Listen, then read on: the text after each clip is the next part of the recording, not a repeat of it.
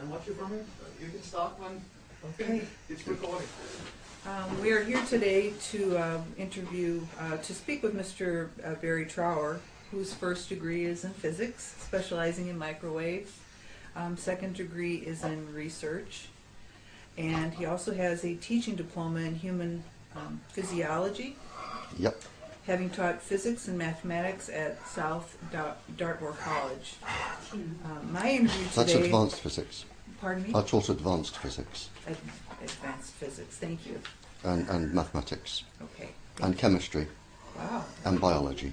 Oh my goodness. Well, that makes it better. Thank you. My interview today will address your statement that that you're contacted by individuals claiming from all over the world, claiming they or specific areas of their body are being deliberately microwaved, and you've been asked, is it possible? And you said yes, it is possible, and that's why I'm here today to talk with you, because it's a interesting subject and a lot of people would like your input on the information.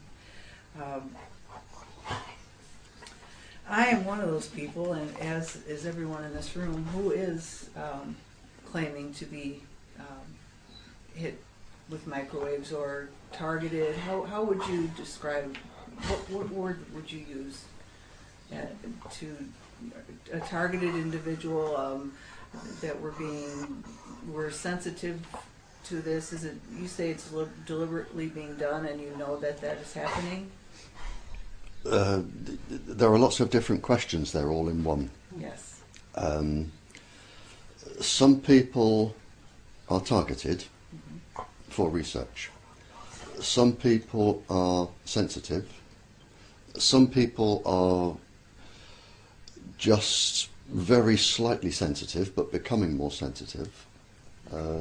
And other people may be sensitive to particular different frequencies. So there are lots of different things there all at once going on. If you're sensitive, again, there are lots of different ways you can be sensitive. You're going to have to sort of narrow the questions down more scientifically and to be more specific. Okay.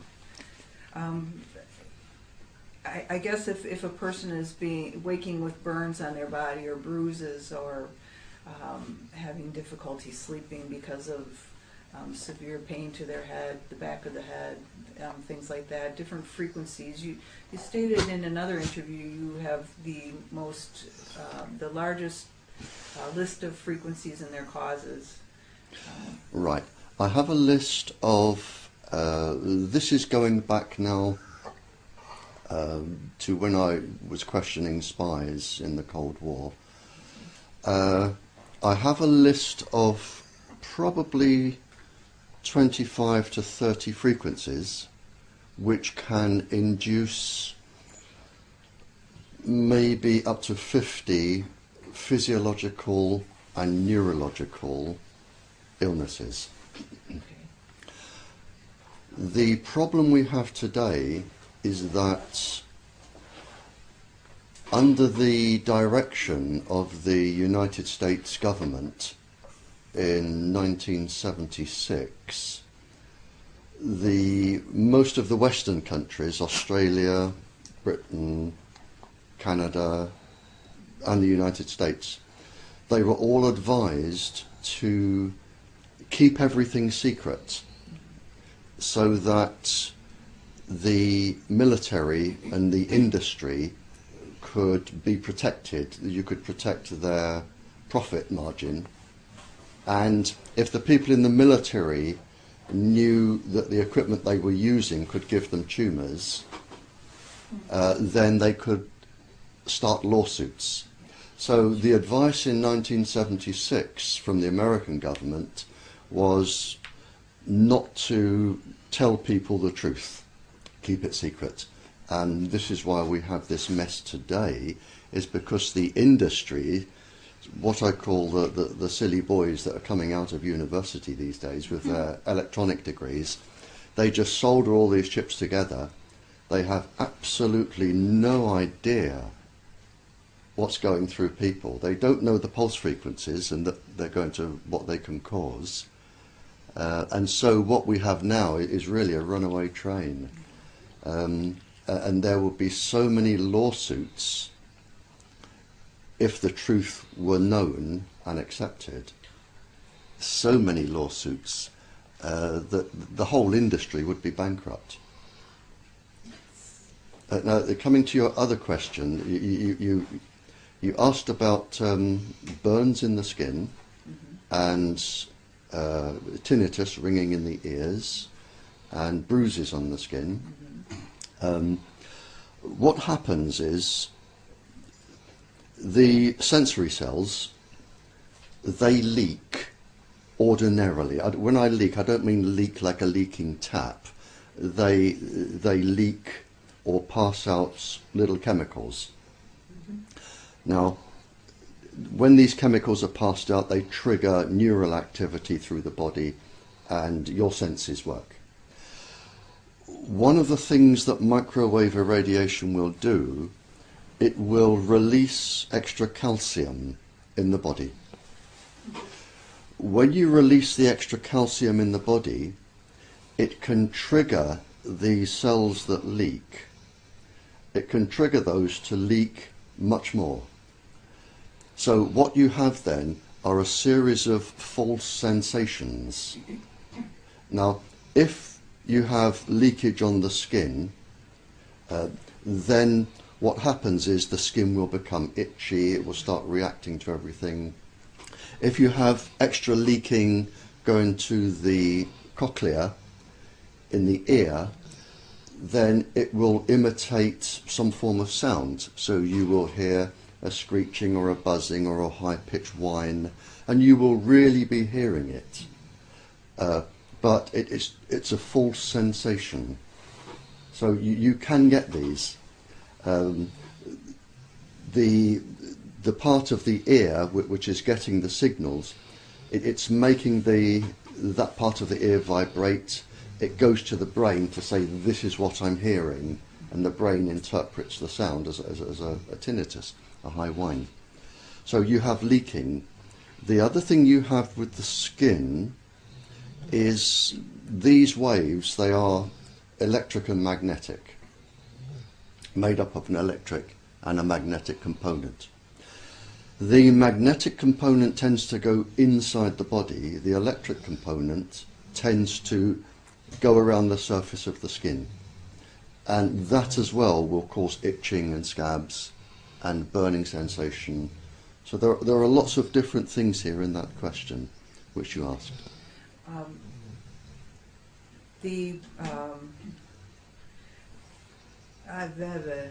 sorry. People, you're saying that, go ahead, Lars. If you get sort of, if you want to just start over and start the question over, so I'll cut that part out. Well, okay. Swollen limbs, we have the sudden chilling of the body, uncontrollable shivering, walking with pain in major joints, waking with pain. Can microwave send chills? Does it send chills, or does the body receive that frequency and do you understand what I'm trying to say? Absolutely, yep. Okay, thank you. Yes.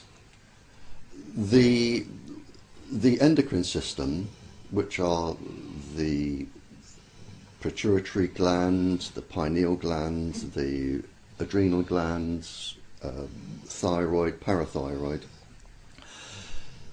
they will control the body's temperature, and they also control how you feel. Now, what happens is the endocrine glands are particularly sensitive to microwave irradiation, particularly sensitive. And if the microwaves are affecting any of the endocrine glands, for instance, if they affect the adrenal gland on the kidneys, and that is known to happen, then what you have is you will have cortisol being released into the body. That will cause heart palpitations, a feeling of panic even, and within 2 hours your immune system will start to crash. And when your immune system crashes, then you can have your joint pains and all the other things. So that's from the adrenal. If you have the extra calcium going around the body, which most people have in microwaves, and it reacts with the cytosol in the brain, what happens then is you get a whole bunch of spurious signals going through the brain that the brain can't handle. It may be telling you you're cold, it may be telling you you're hot, it may be causing pain somewhere in the body. It depends where and how your physiology is made up. But yes, you can get all of those. You can get all of those from microwaves. Those are some of the symptoms. Thousands of people have the same stories, the same symptoms. We've come together, we've talked, and well, this was known. If we go back to between sort of the 50s, 60s, 70s, 80s, if we look at that era, even the 90s, and this will take some believing, but I have the documents, and you're welcome to photograph, if you wish, the document. According to the documents, the English, Australian, United States, with the United States I mean the CIA, the Department, DIA, Department, Defence Intelligence Agency, with their associated universities, and the Canadian Secret Service, they experimented on around 500,000 people over 40 years. oh my gosh. Now, the 500,000 people consisted of the poor, psychiatric patients, pregnant women, children over the age of 4, Muslims, Catholics, service personnel. The service personnel were picked because they were all very young and fit. Make an ideal epidemiological study. Service personnel, so that sort of group, as I say, religious groups, psychiatric patients, the poor, pregnant women, children, 500,000 were experimented on. The summary of the experiment, and I have 2 statements. Sorry, I thought last is it. You wouldn't pass me the piece of paper on the desk just to your right, in front. No, the one to your right, to the right of that. No, to the right. You're going left. That's it. Sorry. The one with in pencil with all the writing going down. That's it. That one. Could you wouldn't mind bringing that, please, would you? Thank you. It's worth reading their exact statements. Could you just pass me my glasses, please, Lars? Are they here? Thank you. This takes some. Thank you. Now, these are 2 statements by. I'm not deliberately picking on Americans. The British were involved in this as well. This is from in 1986, after these 500,000 people were experimented on. This is from the Naval Surface Weapons Center, United States. And he said, we can change behaviour of cells, tissues, whole organisms, in other words, any part of the body. We can have a 6 times higher fetal mortality rate, cause birth defects, and induce malignant tumours in human cells. From 2001 to 2007, there was a secret course held. Number 11 on this course, the opening statement was, students will be familiar with current knowledge. That is, cancer, memory, brain dysfunction, damage to the eye, skin, and birth defects from radio frequency microwave radiation. Oh my gosh. So it gives you an idea. May I ask, what year was this experiment taking place? The experiments were 50s, 60s, 70s and 80s. Okay. But they're still going on today. Sure. These are the ones that we have the documents for. Okay. They were under a certain project name? Oh yes, absolutely. In fact, I have all sort of 15 project names. The US government were taken to court with one experiment.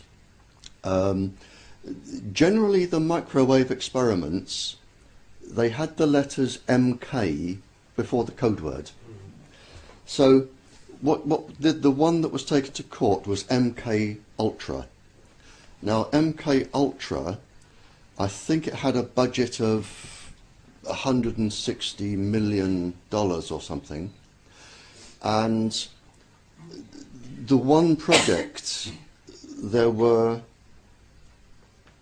262 separate human experiments, like on the poor, the children. It wasn't just microwaves. They used all other frequencies.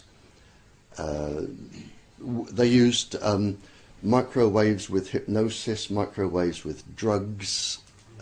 They used combinations of things. And their boast was they could, but I know they could induce any psychiatric illness that would fool a psychiatrist.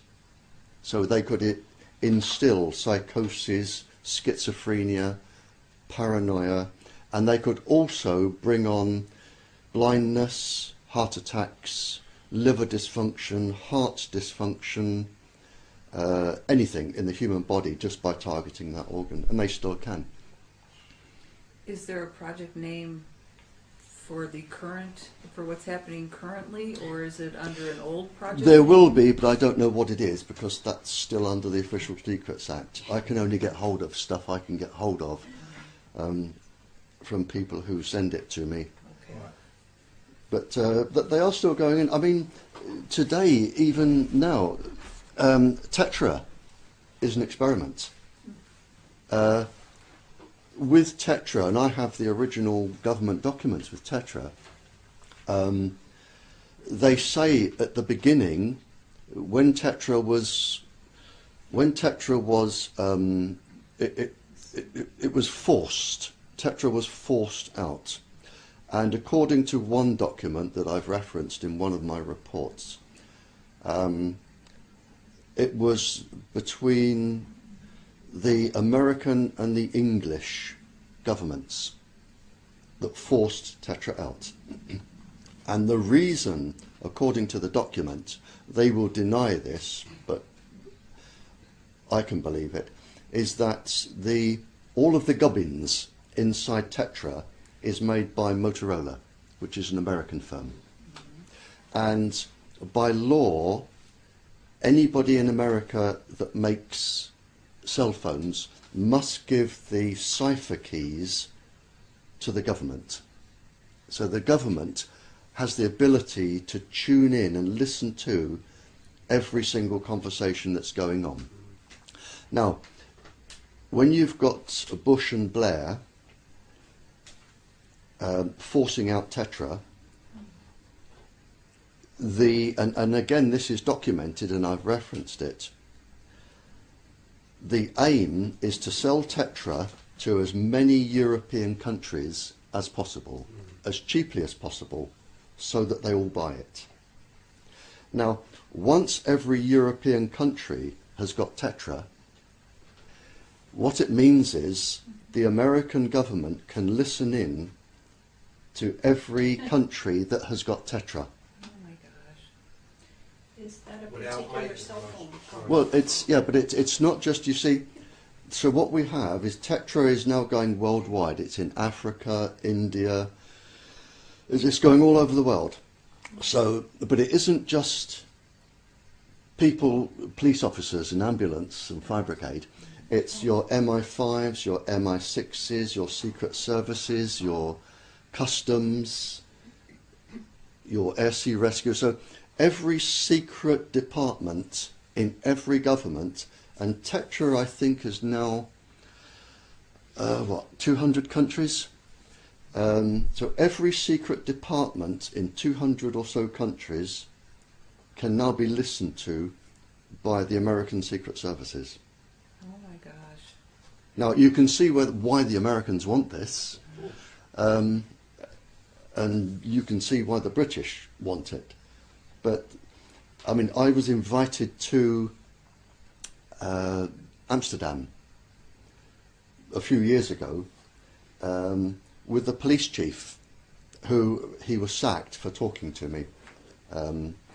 A lot of people are sacked for talking to me, I can tell you now. A police chief called me over there and he said, we were having dinner in the hotel, and he said, the problem I have, Barrie, he said, is I know the Americans can listen to what we're doing. He said, now, we catch drug runners, and he said, I can spend 2 or 3 years hunting down a drug cartel. Now, if the Americans can listen in to all of our operations to catch this drug cartel, you only need one American official who is bribable. He said, now use your imagination. Is it possible that there is an American official who is bribable? He said, and he can listen to this, pick the information up, pass it to the drug cartel, and I've lost 2 to 3 years of a really confidential, highly secretive operation. He said, and that's what worries me. He said, it is the fact that everything we say is being picked up, decoded and stored by the Americans. He says, Is Tetra ostensibly an emergency system? it's an emergency system for the emergency services Okay. and the military and the secret services. It's used by everybody.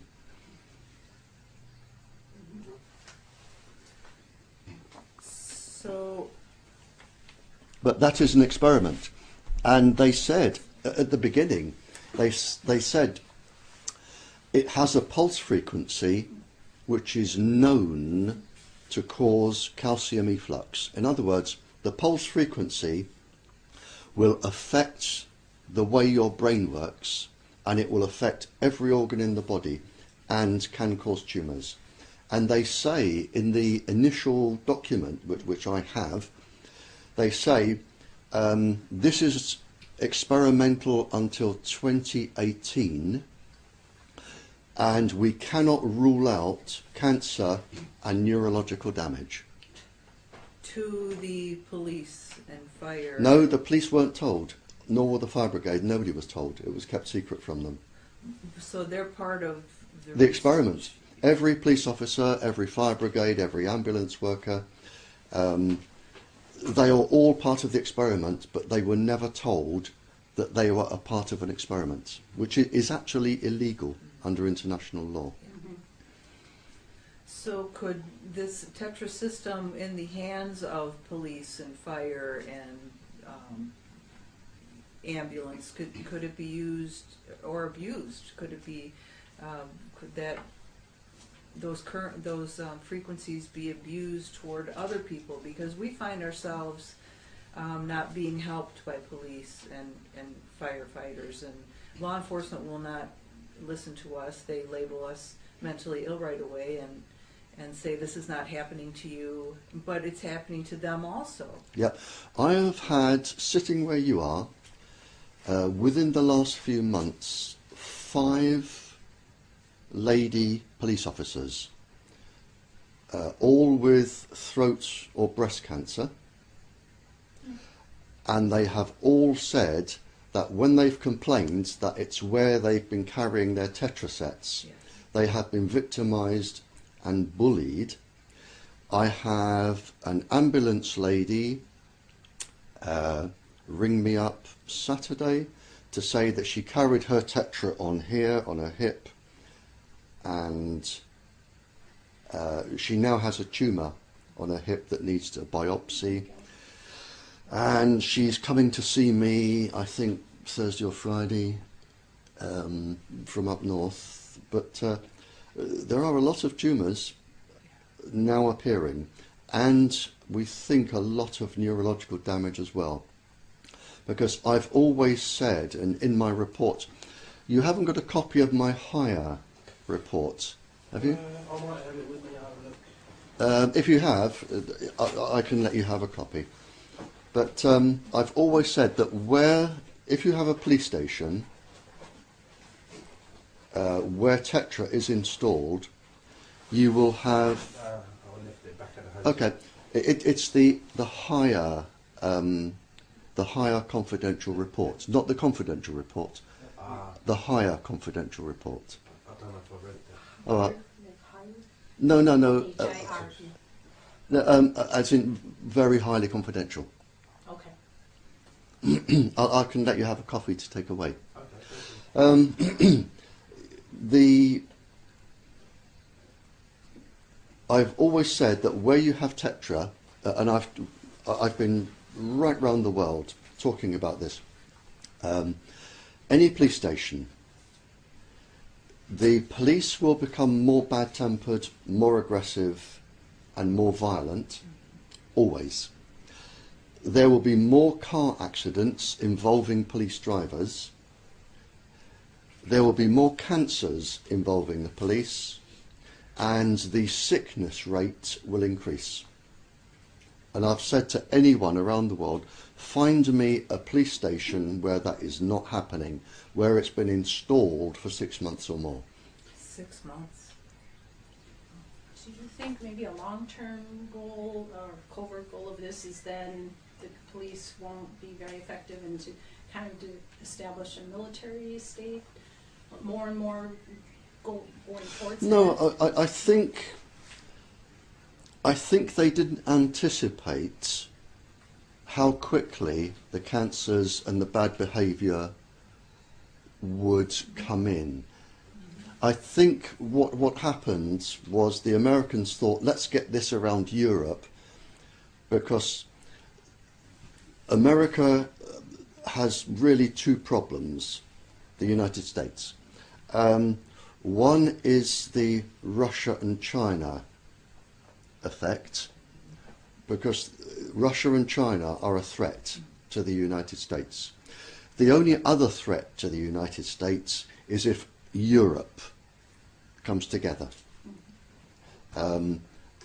So with Tetra right throughout Europe, I mean, really, when you've experimented on 500,000 people and caused deaths, and had them committed to asylums for the rest of their lives just to experiment, and you've caused pregnant women to have miscarriages, birth defects, genetically deformed children. Once you've done all that, having a few police officers and ambulance workers and people die is really immaterial, because there are plenty more to join. There are plenty of jobs. So, and I think it's, from the American government's point of view, it's, we'll get the British to force this out, which is what Blair and Bush did.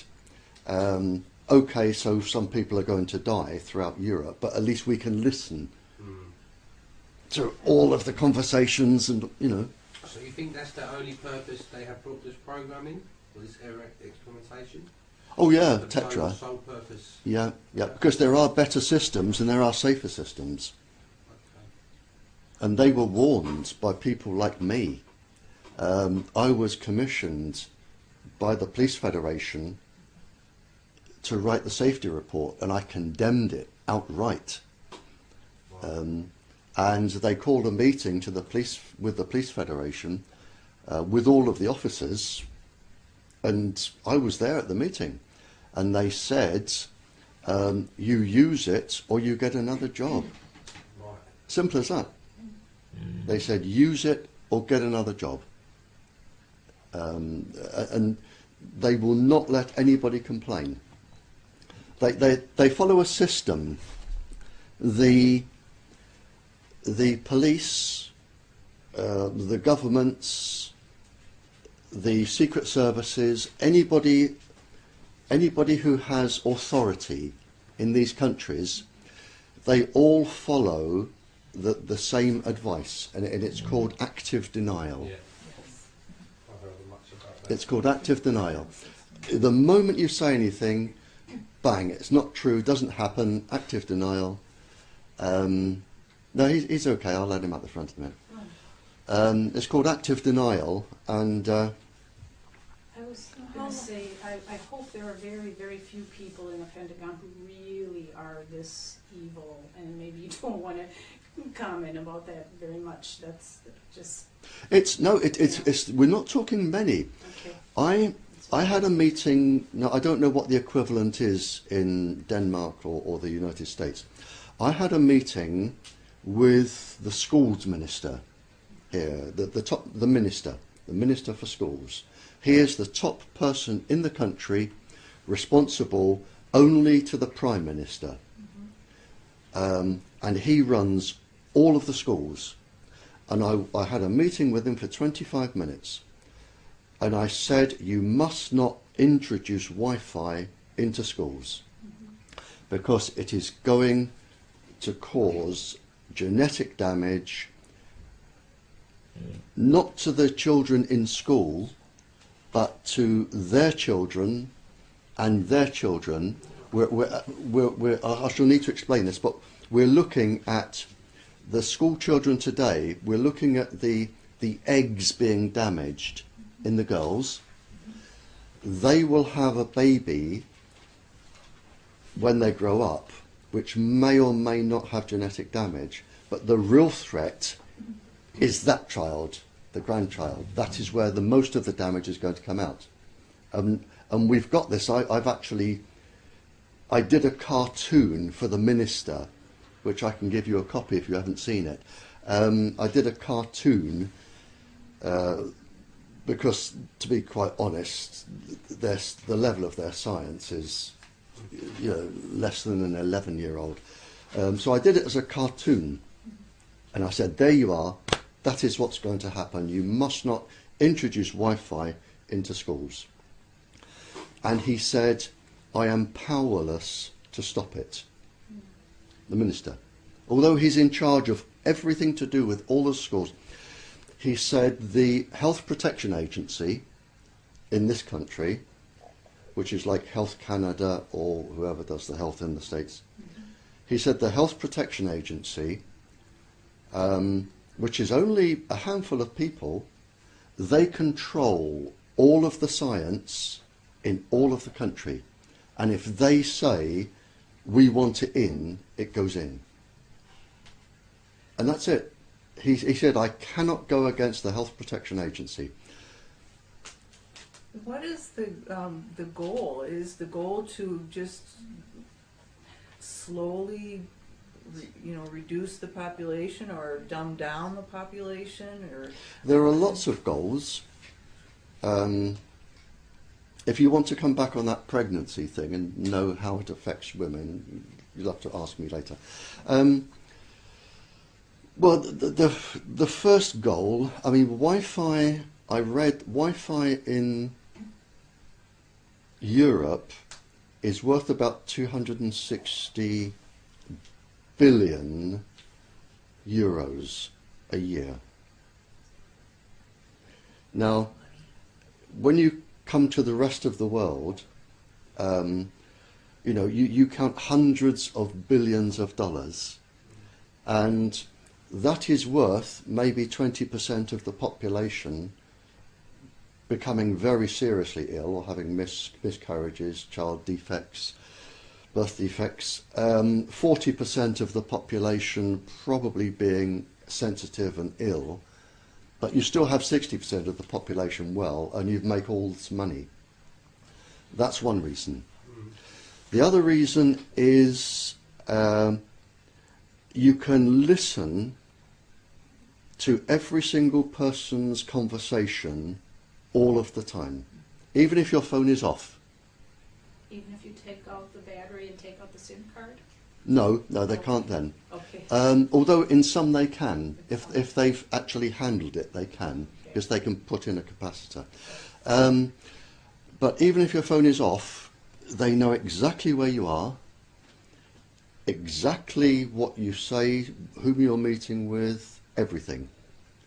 So, and if you turn the clock back, if you go back 15 years, if somebody from your government came to you and said, carry this, I want to know exactly where you are day and night, because I'm going to have you followed.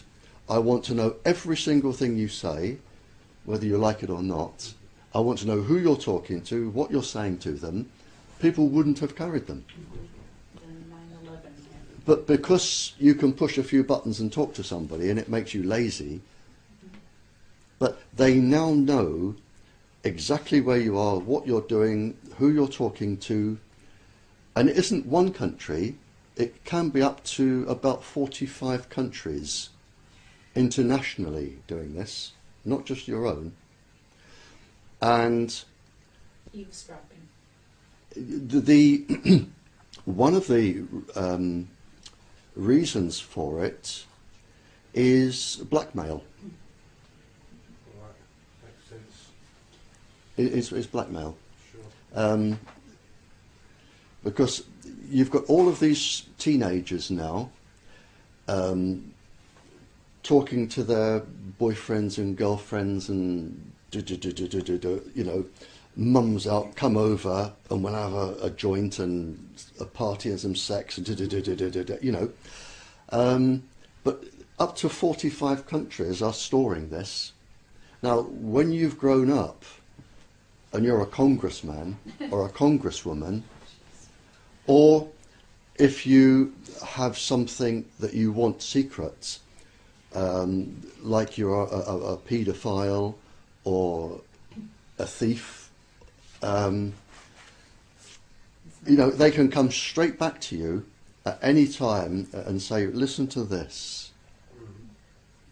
But so you've also got blackmail there, which is a very, very strong incentive for countries. And they monitor every single call in the world. Every single call.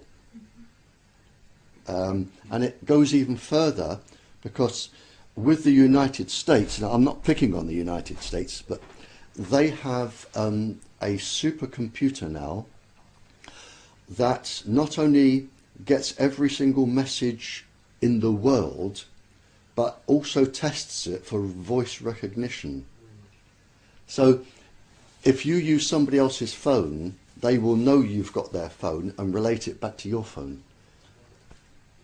I suppose that's just a small purpose of the whole Oh, yeah. voice recognition system. Yeah, but on top of this, I mean, it's phenomenal what this industry now has the power to do. You have biological and microwave warfare. They can make you ill. They can target you. Mm-hmm. Any transmitter, it's called CELDAR. CELDAR. There are different types of CELDAR now. If they wanted to target you as an experiment, or if they didn't like you, what CELDAR will do from any of the microwave towers, any of the hundreds and thousands of them, and you don't even need to be carrying your phone. It can lock onto you, and once it's locked onto you, the computer takes away all of the things that are not moving, like buildings and trees and lampposts. So now the computer is following. It's like radar, only from microwaves. So it's now following you, and if you walk up the road, the transmitters will follow you. Do they follow your brain pattern or Your whole body pattern. Okay. Walking, Follow your whole body. how you Yep. walk. And of course it goes through walls. Microwaves go through walls. Oh, You see. we know. So you can be followed everywhere. They know where you go to the toilet, how often, where you sleep, where you go through your house if you're going to somebody else's house. And once it's locked onto you, it can just follow you everywhere. So, and a microchip is no longer needed to. No, you can use microchips, but now you can follow people, and if you can follow them, you can target them. And if you target them, you can send pulses to their brain, pulses to their heart. So if they want, they can have you followed, and they can make you go mad, they can give you a heart attack, they can make you go blind. Who is they? I mean, do you know?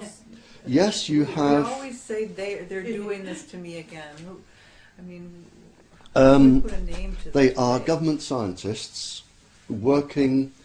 Sometimes they are university departments. Governments have an enormous research budget. The English, United States, governments have enormous research resources. And they will employ university departments.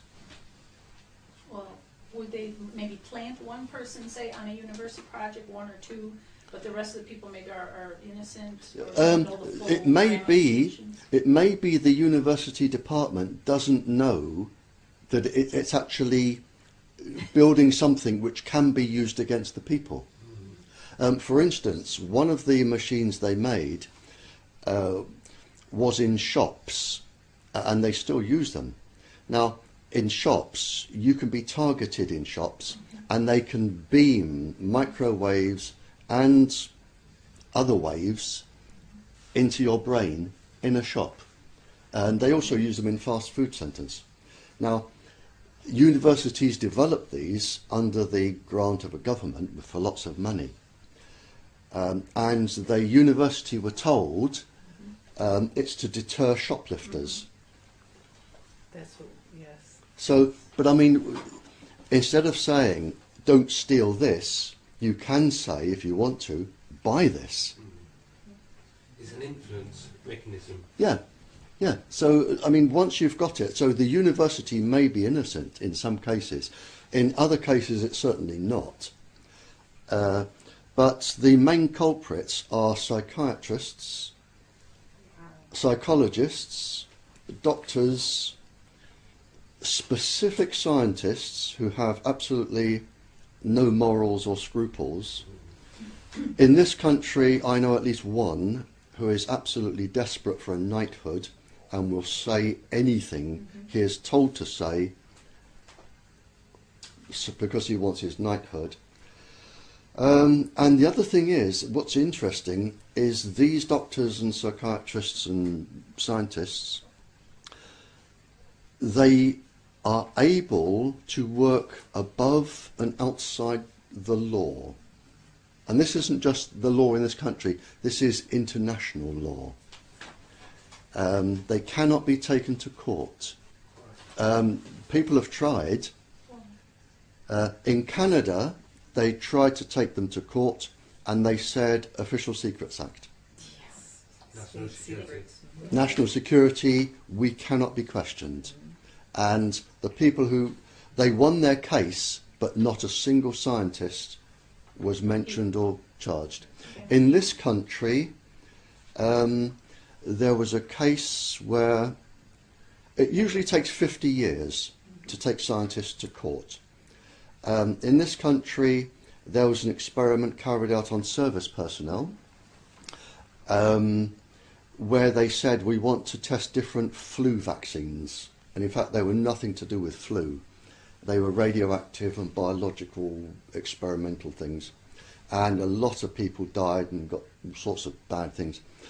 The government were taken to court, and again, not a single scientist appeared or was named, or again, Official Secrets Act, a little bit of compensation for the survivors. So what we have is we have scientists who work above and outside the law, and they are protected. So is there nothing that people can do, even though there are thousands of victims suffering from these kind of experiments? Well, you can take them to court, but it takes 50 years for a start, because the government will say, prove it. You're right. So they will lean back in their armchairs and say, prove it. And everything you throw at them, they won't reply to. Now, court in this country costs about £100,000 a day. Now, you don't get legal aid for this. There are no charities. So, if you want to take them to court, you're looking at £100,000 a day. And I have been involved. I mostly represent the poor in court. Excuse me, it's my stomach rumbling. I mostly represent the poor.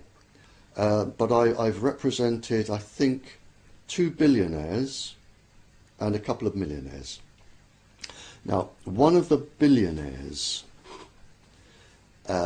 he wanted to take the industry to court.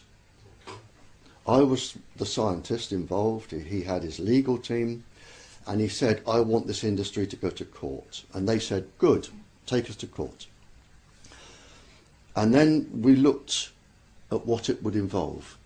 They said, we will call all of our experts. They will talk for about 3 years. Yeah. It just gets dragged out. Our experts will need 3 years in court. Now, you're looking at £100,000 a day for 3 years before you even start. Right. So that's impossible for most people. Countries cannot afford to take this industry to court. Right. Countries cannot afford. This industry is now so powerful, it tells governments what they will and will not do. Yeah, I figured. And again, because it's too late, and I was involved in a spy case with one major European country where the Prime Minister and the ministers, what I said, they were targeted and bugged. Now, if you want somebody who's corrupt, I mean, you needn't go any further than our government. I mean, they really are corrupt. And we're talking little boys, little girls, you name it. I think in the last election, 60% of our government were found to be thieves or corrupt. 60%. It's just phenomenal. Now, when you've got all of this information on these people, I mean, the industry is now so powerful. I suppose that's where this system comes in that you described before as well, Tetra. Yeah. Well, when then they can use the blackmail to Yeah. pressure government officials as Yeah. well. I'll just mention one more thing, and then I'll stop and just check my wife. She's in bed all the time now. I'll see if she wants a sandwich, and I'll get you some chocolate biscuits. I have probably, in my world travels, I have probably sat down, and I'm not boasting here, I have no reason to boast, goodness me, I don't want to be famous. I've sat down with 45 to 50 royal people, kings, queens, princesses, leaders of governments, leaders of countries, advisors of countries, all that sort of people. And this all came, I found that when I was talking to these people, they all started telling me the same story. And I found this fascinating. and like a big jigsaw puzzle, and it was one king, and he put the whole piece together. And he wanted a private conversation away from the royal family and all of his advisors. And we were sitting in his garden, just on a garden table. And he leaned forward and he said, "I'll tell you what's happening, Barrie," he said. He said, "Since this industry came into my country," he said, "I am now losing the viability of my country." And I said, "Well, how?" And he said, "The industry they come in with lies. They say, well, these are radio waves, they're perfectly harmless, blah, blah, blah. You'll make lots of money, millions and millions, zonk, 100,000 transmitters." He said, and this was one of the kings in Africa, and he said, "The first thing I noticed," he said, "is that we lost our ants." He said, "Now, that may not seem important, but the ants crawl all over our plants. They don't eat the plants, they lick the juice. But they keep off the insects that do eat the plants. And these are our fruit-bearing trees." He said, "Now we cannot grow fruit." He said, "We've lost our bees and our pollinating insects. So now we cannot grow our crops. People are becoming ill and we cannot afford the medicines." He estimated it was about a 40% increase in the health bill. "Now I'm in trouble," he said, "because I can't feed my people, I don't have the medicines, and this industry is running right across my country." He said, and then the next thing that happens, he said, the countries involved, namely the United States and the Indonesian countries, the two big, apart from, I know, is it Denmark or Norway has a big mobile, but they weren't involved anyway. But the Indonesian countries and the American countries, he said, as soon as they've caused all this chaos, they then come in and say, look, we can bring in fruit, we can bring in medicines, and rather than money, we'll just take a little bit of land, we'll put a military base here, we'll have mining rights for that. And he said, I'm losing my land to military bases and mining. There is mass immigration from these countries to mine. He said, and I can foresee in the future where I will lose the viability of my country. And he said, if I didn't know better, I would think it was a plan to take over my country. And he said, now if you want somebody's country, there's no need to send a fleet of bombers. You just put up masts, transmitters, and it will just happen. He said, and now I've got the military bases and mines and people coming in their thousands to operate these. He said, but I get nothing from them apart from the fact it's all going out. And this was, it was born up, there was a farmer asked to see me, and he said, I was cycling down the road to my farm, I've worked there for 40 years. He said, and there was this man with a gun in the middle of the road, a gun. And the man said to me, where are you going? And he said, I'm going to my farm. I work there. And he said, not anymore. That is our land. And if you pass me, I will shoot you. And I have the legal right to shoot you. This is now a military base. And the chap said, no. He said, it's my farm. I'm going to work. And he said, well, if you pass me, I will shoot you. Go back. And he was sent back, and that was it.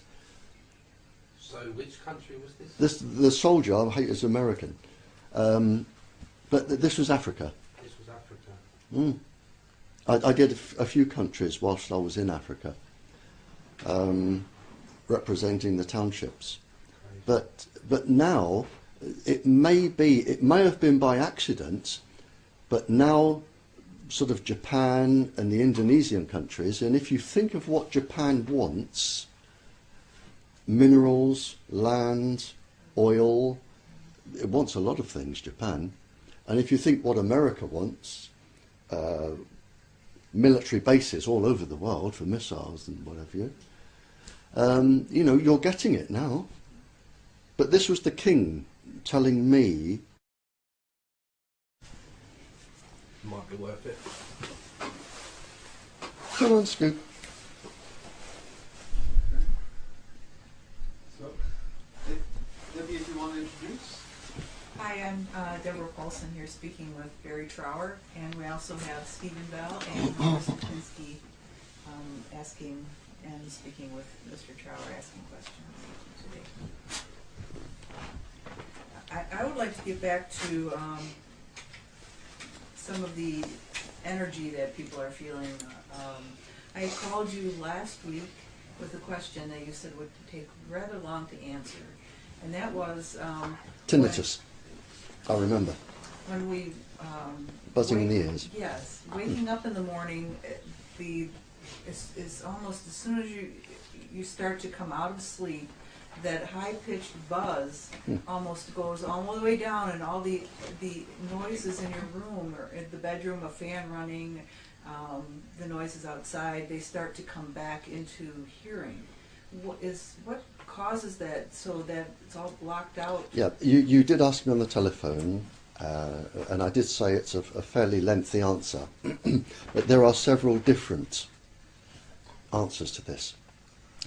The first I've explained is that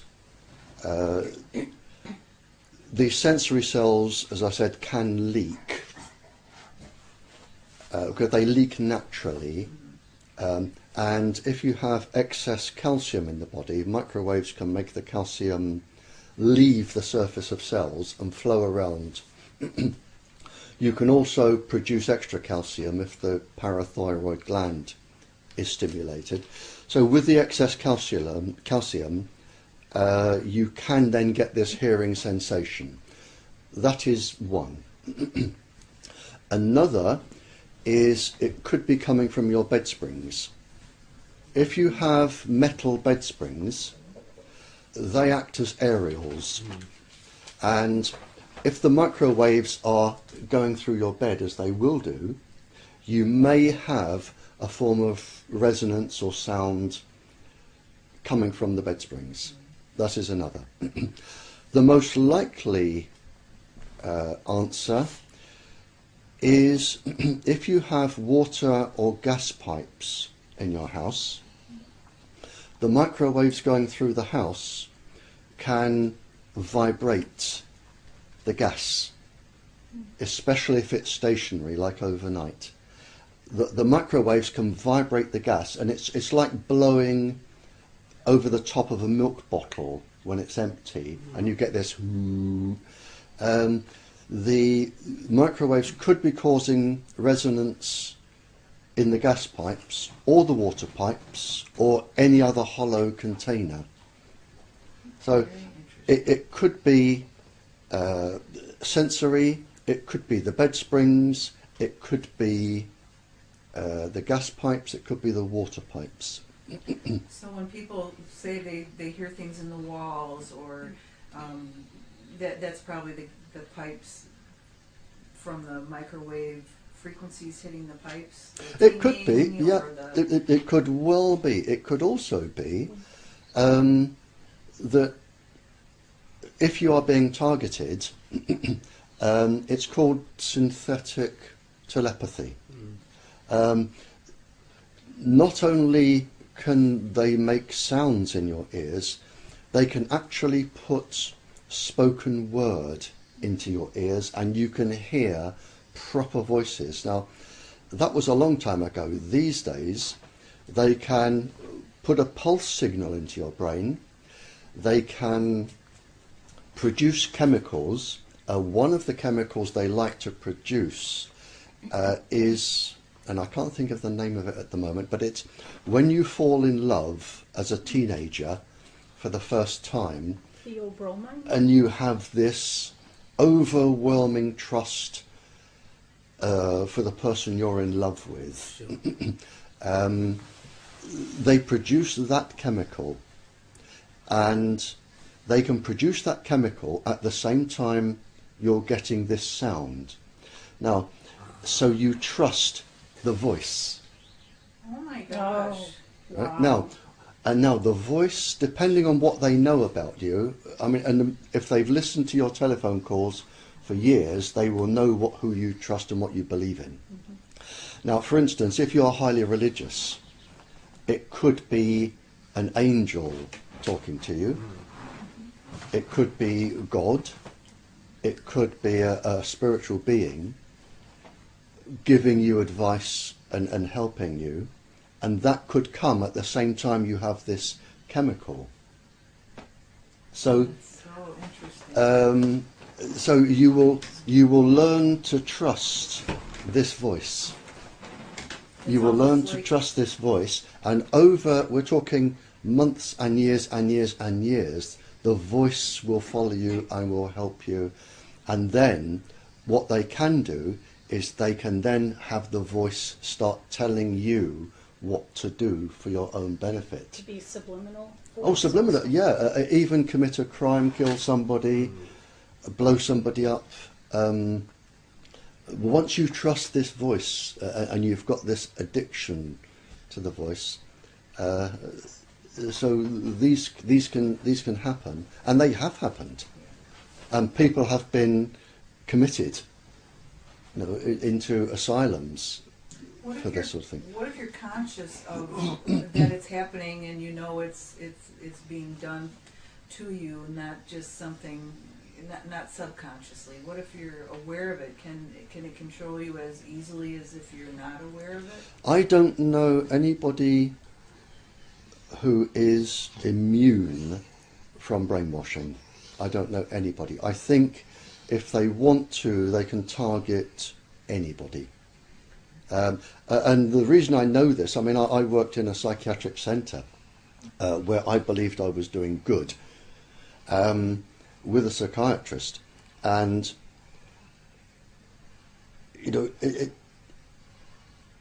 you can target anybody if you have ever. It's a simple test for yourself. If you have ever lost control of yourself, if you have ever cried, if you have ever lost your temper, if you've ever shouted in anger at somebody, if you have woken up 4 o'clock every morning with a baby crying and you thought, oh God, I hate this child, if you've lost control, even minimally, then you can be brainwashed. If you've lost control, and I've never known anybody who has never lost control somewhere. Somewhere along the lines. But does it not have a role, how aware that you are aware that people are actually trying to manipulate you to do certain things that your morals Well, turn yes, lots of people are aware, and they go to their doctor, and we now get back to this active denial. I've known 3 doctors, very, very senior consultants, ask me particular questions, and I've sent them the proof, and the doctors have said, we'll follow this through. And I can tell you now that in all 3 cases in this country, the 3 doctors were told, drop it or get out of your job. Within half a day, they had to drop it or get out of a job, leave the job. Right. Okay. But my question was to you, can you help yourself by being aware and being conscious about that some people are trying to do you bad, or can they influence you so much that you're not in your own mind at the same time? You can help yourself. I mean, there are defence mechanisms. Yeah. Oh yeah, and I put them down in a paper. This one I've sent off for to be published. Are you being targeted? Right. You have a copy. Yes, I do. Can I call you Stephen? Yes, definitely. Yeah. I mean, Debbie may. Is it with you? Yes. Not now, but if it's maybe in the hotel. Sure. If Stephen could have a. Have you read it yet? I No. don't think I've had Okay. a chance. No, I've only just written it. It's not even published yet. Oh, right, okay. And I sent you a copy, an advance copy. I've sent it away for publication, but the magazine isn't out yet, so whether it's in or not, I don't know. There is something you can do, and it's in that article. If you know you're being targeted, and you don't want to be targeted, if you're being followed by Seldar, you can make it lose you by going into a crowd. Okay. It can follow you into a crowd, and it can follow you, but if you sort of mix with a few people and they've all got the same sort of body images, then it won't know which one. So what will happen then is it will try to lock onto your phone. Right. If you're not carrying a phone, then it's lost you. Okay. But if you're carrying a phone, they will always know where you are. Sure. In and out of a crowd. But you can. The other thing you can do is, and it's in the paper that I sent to Debbie. You can, if you realise you're being targeted and followed, go into a crowd. Just mingle with a crowd in a shop, and leave by another door. You throw them off. If you have to carry any form of transmitting device, like a phone or an iPad or an iPod or whatever they call these things, carry them in like a child's pencil case that they take to school, a metal tin. Oh, the lead one, I know this one. A metal tin. Yeah. They have their protractors and things in geometry sets. A little metal box. Carry your phone in that, because the transmissions won't get out or in. They can't track it. Okay. You can wear protective clothing. There are now specialist firms that make ordinary clothes that stop all microwave transmissions going through. All frequencies. Yeah. You can buy ordinary woven clothes now. I know there's a firm in Scotland that do it. All microwave frequencies, but not ELF, like extremely low frequencies. Oh, they'll stop those as well. Really? Yeah, they can't stop the higher frequencies, like from gamma rays or X-rays. But you can now buy clothing, ordinary clothing. There is a firm in Scotland. I can't think what it's called. Okay. I've never tested any of these devices, so I can't recommend them. But I know there are firms that make ordinary clothes. That one's in your article, or that Deb has? No. Oh, okay. No, you'd have to search. You'd have to look in electromagnetic clothing. Okay. If you were to type into a search, electromagnetic clothing, Scotland protection, it would come up. Why does it? Is it the springs of the bed? Why does it feel like the frequencies are coming up from below? Anything metal doesn't have to be springs from beds. If you have one of the reasons for the high rate of breast cancer is the metal in the lady's bra. If you think about it, you never put a spoon in a microwave oven because it absorbs the microwaves, sparks, and then it sends out another frequency, another wave. So what's happening with your bed or with your bra, or if you have metal on your glasses, which are again very, very bad for your eyes, the metal absorbs the microwaves, the atomic particles vibrate. Each time they go up, they absorb the energy. Each time the electrons come down, they transmit energy. So what you have from your bed is transmissions coming straight up into your body at a slightly different wavelength. With your bra, you have transmissions coming out, but the cup of a bra is a parabola. And what you have is the transmissions are coming out into one small area of the breast of just a few hundred cells. And mammary cells are particularly sensitive to any form of radiation. They don't like to be irradiated. Again, with glasses, you absorb them and then they re-emit onto the cornea, onto the front of the eye. So, you know, you are really sleeping on top of an aerial, a transmitter. When this energy passes through your body, there are certain parts I find that of my body that is always pulsing, like my tailbone is always pulsing, or the back of my neck, my head. Your tailbone? You mean your coccyx? Coccyx? Yes.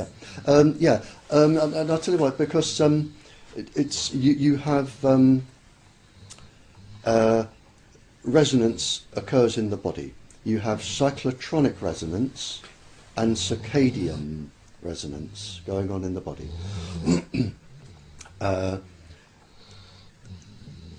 With the cyclotronic resonance is think of a trampoline. If you jump on a trampoline and you bounce up and down and you get a nice steady bounce, that will be your natural resonant frequency for a bounce. If a 56-stone man jumps on and starts bouncing at his bounce, you have no choice but to bounce at his pace because he will take over. Now that's what happens in the body. The chlorine, calcium, sodium, potassium, the major neurotransmitters in the body, they have their own vibrational speed. Now, for instance, potassium vibrates at 16 vibrations a second. So anything that's vibrating near 16 a second will take over the potassium and change it. Again, with your brain waves, the delta, theta, alpha, beta, they have their own brain frequencies. It will take over the brain waves. So you have resonance there. Your organs have their own resonant frequencies, which can be taken over. You have circadian rhythms in your body. Your eyes fluctuate at a certain pulse frequency a second. All of your body pulses and fluctuates at its own speed. Every part of your body is vibrating. So what you have with these vibrations is when they come in, it's like the 56-stone man jumping on your trampoline, and your body has no choice but to vibrate at whatever's coming through it. And this is one of the problems we have, because there are some 50, 60 different types of vibrational frequencies coming through. So are they overriding one's own natural pattern of your own body to when they microwave you? Yeah. So your body has no other option than to follow what's No, being your body said to has you? to follow. Right. There, you have no choice. There's nothing you can do to stop it. Okay. Yeah, absolutely nothing you can do to stop it. What about taking a substance that will change neurotransmitters? Like in an article by Persinger, they talk about, he mentions two substances. Which change neurotransmitters. Or which can affect he mentions two substances that can provide some protection against. Well, I mean, you can protect yourself like by taking melatonin, but it's like taking an aspirin to stop migraine. The migraine's got to come back and stay there. No, you've got to get away from that pulse frequency, and this is one of the problems we have, is that it's what I call the silly boy syndrome. Our Prime Minister has got no idea about this, and the people in the factories that make these have got no idea. The industry have no idea. They're putting all these things out and about, but what they don't do is they don't come and talk to people like me and say, can we see this list? All of this could be safe. The whole communication system could be made safe. There are ways to stop the microwaves causing resonant frequency damage inside the body. There are ways of doing that. But it costs money, and they would have no profit. Right. So they won't do it. And the people making all these iPod and iPad gadgets and baby alarms, they have absolutely no idea about these frequencies and what they can do. They just make a device and put it out. It's a scary thought. Well, I mean, the problem is, you're right, we have now kings saying they are going to lose their countries. We have animals becoming sick, because it's not just us. As you, all living cells are the same deep down. I mean, any blade of grass can read our DNA sequence. Any tree can read our DNA sequence, because once you get to the cellular level, there really is no difference between the cells in that leaf out there and mine. The only difference is the outside of the cell has a cellulose outside to give it rigidity, but when you get down to the DNA, it's identical. The fact that our DNA makes us grow and talk and move this way, because we only use a very small fraction of our DNA. The plants will have probably very similar chromosomes, very similar DNA, but it uses different genes. It's really, all of the genes in the DNA from every living thing is made up of the same 4 bases. Everything. We are all the same. Now, if you're going to affect people, you're going to affect animals. And if you're going to affect animals, you're going to affect plants. Right. So what we are actually doing now is we are reducing the immune system and the navigation system of every single living creature on the planet. Every single one, without exception. So more this comes into play, and the more this is going to get used, the more effect it's going to have on the whole world as one. When yeah, you're absolutely right, Stephen. I've twice been invited to give the Glastonbury Festival lecture. There's an annual festival here called the Glastonbury Festival. It's a music festival and an intellectual festival down in the West Country, and people from all over the world come to Glastonbury. Twice I've given the anniversary lecture, and on both one of them's on the internet. On both occasions, I've actually said this, that we are now losing. We're losing our forests, we're going to lose our pollinating insects, we're going to lose our crops, we're going to lose all of our animals. And there are, to my knowledge, around 6,500 peer-reviewed and published papers on this that are being totally ignored by the industry and the governments. They've even appeared, 3 of them have appeared in what is probably the best magazine in the world, science magazine, which is Nature. 3 of them have appeared in Nature. And it's still ignored. And they're still being ignored. For money. because this is a For money. profit. Yep. Or, I mean, it may be that you want to destroy the animals and the crops, so you can then come in and offer aid. It may be intentional. I think that's worth speculating about for sure. Well, I mean, it's what the king told me, and he's not the only person that has said that to me. I've been in a country which is an island, and they have to import everything. And they said, you know, their drug bill has gone up roughly 40%. Any little livestock they did have is now non-existent. Their plants are almost non-existent. So now they are totally reliant on the countries importing. And this island is a very strategically placed place for a military base. Oh, interesting. The military-industrial complex. So I think it started out probably as a really good profit-making industry where the secret services could also have a hand in and gain information. Then they've suddenly realised, hang on, we can take over countries.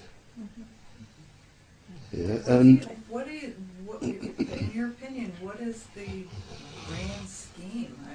I don't think there is one. I think it's unfolding and people are deciding as they go along. Really? I find what they do is usually multi-purpose. Yeah, it is multi-purpose. Whether they now have a grand plan, I wouldn't know. But it seems no sign of stopping. No sign of Quite stopping. the opposite. Yeah. Well, what are because of these frequencies? Do our eyes become more sensitive to flicker rates? To certain, they do. Yeah, it's the circadian rhythm of the eye. I think is it's very near the frequency of the ordinary cell tower. But there is a lady, and I shall think of her name shortly. Fellow of the Royal Society, very, very clever lady. In fact, she took me to dinner. I shouldn't forget her name. And she's written volumes on eyes and how it affects the eyes, because the eyes are moist, and anything moist will absorb microwaves. So eyes will absorb much more than... The only part of the body other than eyes is the DNA in ovarian eggs. They are very moist in the eggs. They absorb 10 times more than the rest of the body. And the only other part of the body I know that can absorb that much in the way of microwave radiation are the eyes. Do certain gases or sprays, chemicals help frequencies, or have different effects on frequencies and on people? You can get multiple chemical syndrome or sensitivity. In fact, the symptoms of multiple chemical sensitivity, the symptoms are the same as electrosensitivity. And the reason is that once the skin becomes sensitive, it can leak. Not leak as we would see it, but leak atomically. And when you start destroying the fabric of the skin, like the blood-brain barrier inside the body or the other barriers, then other chemicals can leak in, and you can then get multiple chemical sensitivity you can develop that from microwave radiation. So you can be chemically sensitive, you can become chemically sensitive and or electrosensitive at the same time. Is that the odor, the bad odor we smell, or is that... Well, any odour are really just chemicals that are flying around the air. So yes, anything at all. And I'll tell you who's written a very good paper on this is Dr. Andrew Goldworthy. Dr. Andrew Goldworthy, he was a lecturer at Imperial College, London, for 40 years. Now, Imperial College is the Oxford and Cambridge of London. You don't get to teach there if you're stupid. And he's written a very good paper on this. So the odors could. A lot of people say they get bad odors in their nose or in their home. Is that just sensitivity to something that's already there? Well, of course, you actually taste smells. Yes. You don't smell smells; you taste them. Okay. When the gases come in, they form part of a liquid, a fluid, and you taste them.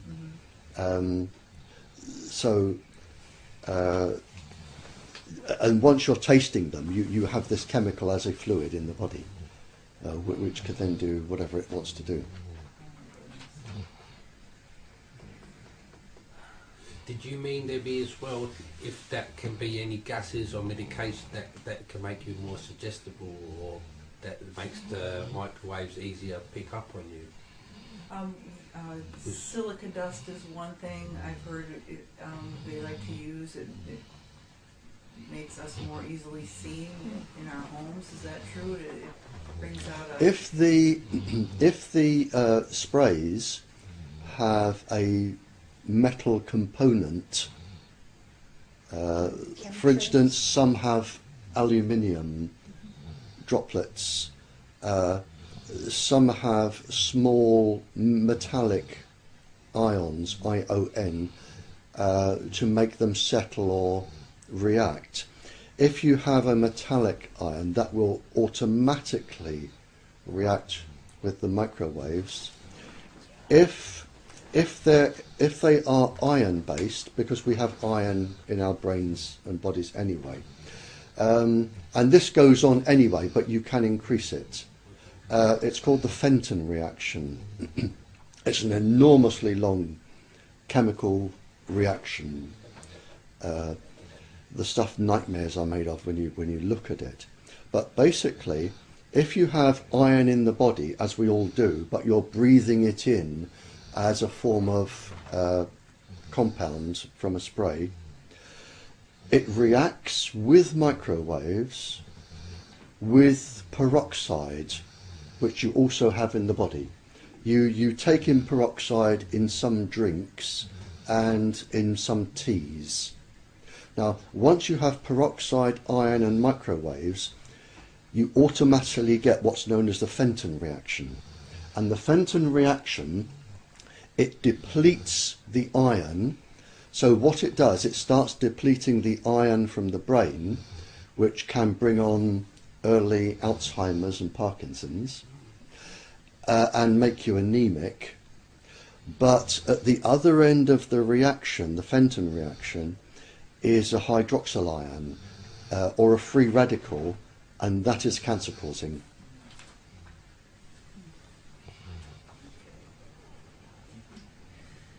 Are bleeding gums, hair loss, mole? You can get moles on your skin from Soft tissue, yeah. tissue. Soft tissue. In any radiation sickness, soft tissue is always the first to go. The reason is that the soft tissue in our bodies, the gums, the bowel, the soft tissue replaces itself about every 6 weeks. So if you start damaging the soft tissue, then within 6 weeks you're going to have a bleeding bowel, a vaginal discharge, gum infection, skin infection, skin problems, that sort of thing. It's usually the first sign of radiation sickness. And the body reacts the same, whether it's microwaves or gamma rays or whatever. The symptoms, it's called radiation hormesis.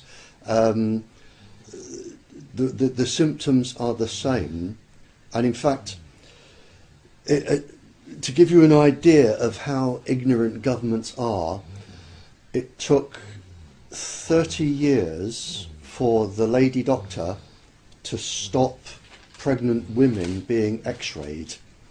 She spotted straight away that the children were being born with leukemia, where they would x-ray pregnant women, and she told the government, the same government we're talking to, she told them that this was causing, and they said, "Go away, silly girl," you know, words to that effect. And it took her 30 years to get x-rays stopped for pregnant women, because the industry opposed it. That just shows, really shows. It took, and on a similar vein, it took a doctor from Scotland, a very clever man, 20 years, once he found cholera in feces in water. It took him 20 years to get that stopped, because it would cost money. And smoking is a good example. In 1964, there were 32 university papers linking smoking to cancer.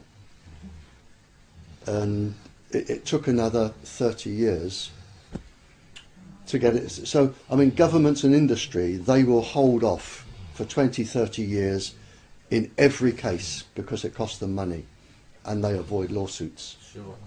So with this, and we've already had people die from microwave sickness, it's going to take a long time, because the industry now is so powerful. It really is powerful, and it can tell governments what they will and will not do and say, and that is the problem. Do you think a person's targeting could be something other than cell towers? Could it be land-based somehow, mobile? Oh, it can be satellite-based. Satellite? Yeah. Satellite-based. Yeah, they can. It can be from anywhere at all. Yeah, it's not difficult. And the you've got HAARP. HAARP, I was going to just say HAARP. You've got HAARP, HAARP. I believe there is a similar device in the Soviet Union. We've got one on Cyprus. There's probably one in China. And with HAARP, you can just beam microwaves anywhere in the world, anywhere.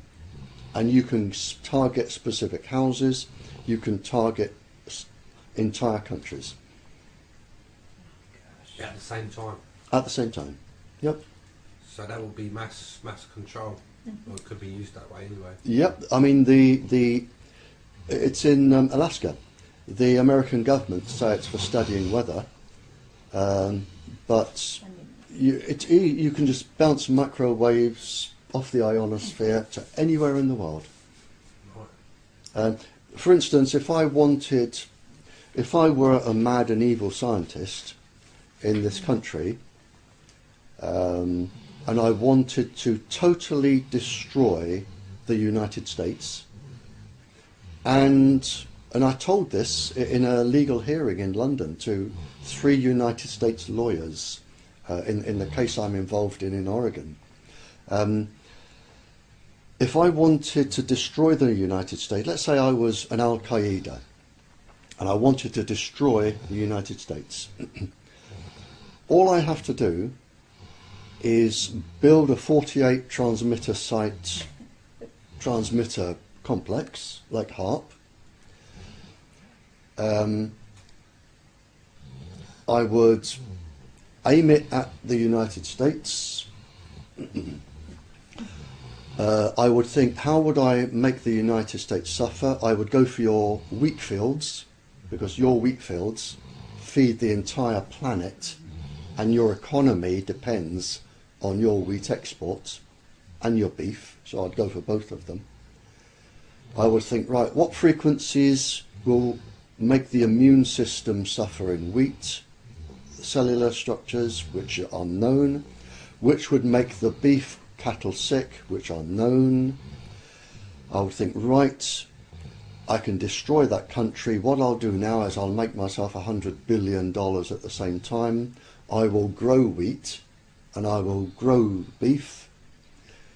And then when I've ruined yours and there is a world shortage, I will up my price 20-fold for the rest of the world and I'll make $20 billion.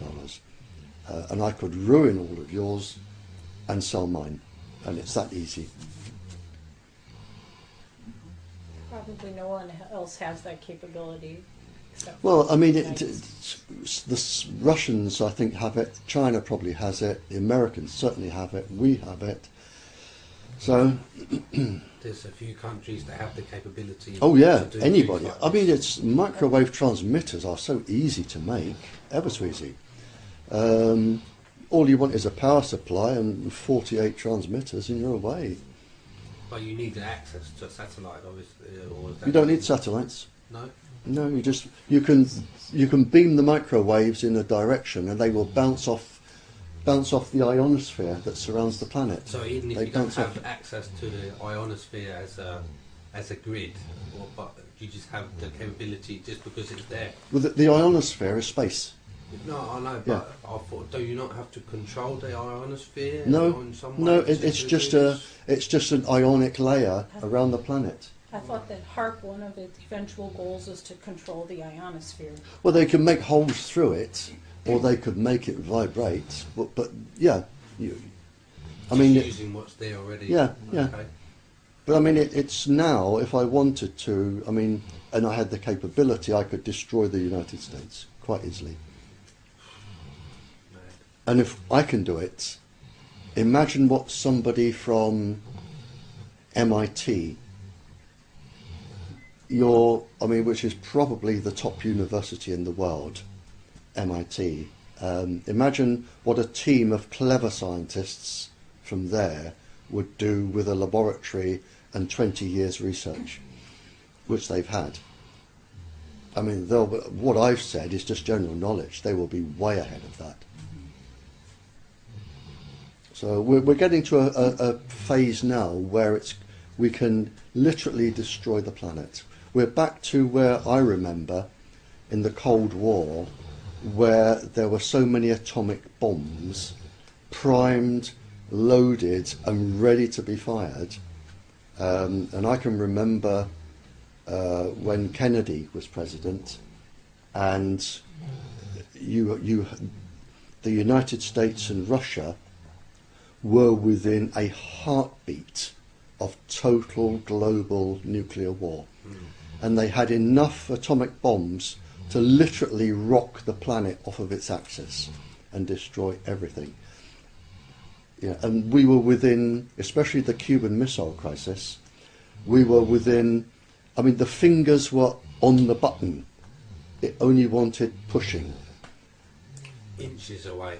Oh, and it was the Russians at that time, they actually sent their warships to challenge the United States, and Kennedy was ready to push the button, and he was going to push it to launch global nuclear war, and the only thing that stopped it was the Russian president stopped his boats and turned them round. Had they gone on a few more miles, we would have been in total, nuclear war. And we were that close, and we're getting that close again now with microwaves. You think that I feel that, well, I've heard from a number of sources that the threats that were, published during the Cold War about threats from the Russians were somewhat exaggerated, or maybe largely. Oh, they always are. They always are. Yeah, I mean, even the Al Qaeda is sort of a scapegoat, and some people think they don't even exist. It's a made-up thing to get people to give up their civil liberties. The only reason I say it, I think there is a tie-in with these technologies. oh, you're absolutely correct. And everybody, all the countries, exaggerate what they're doing to make the other country worried. Big psyops.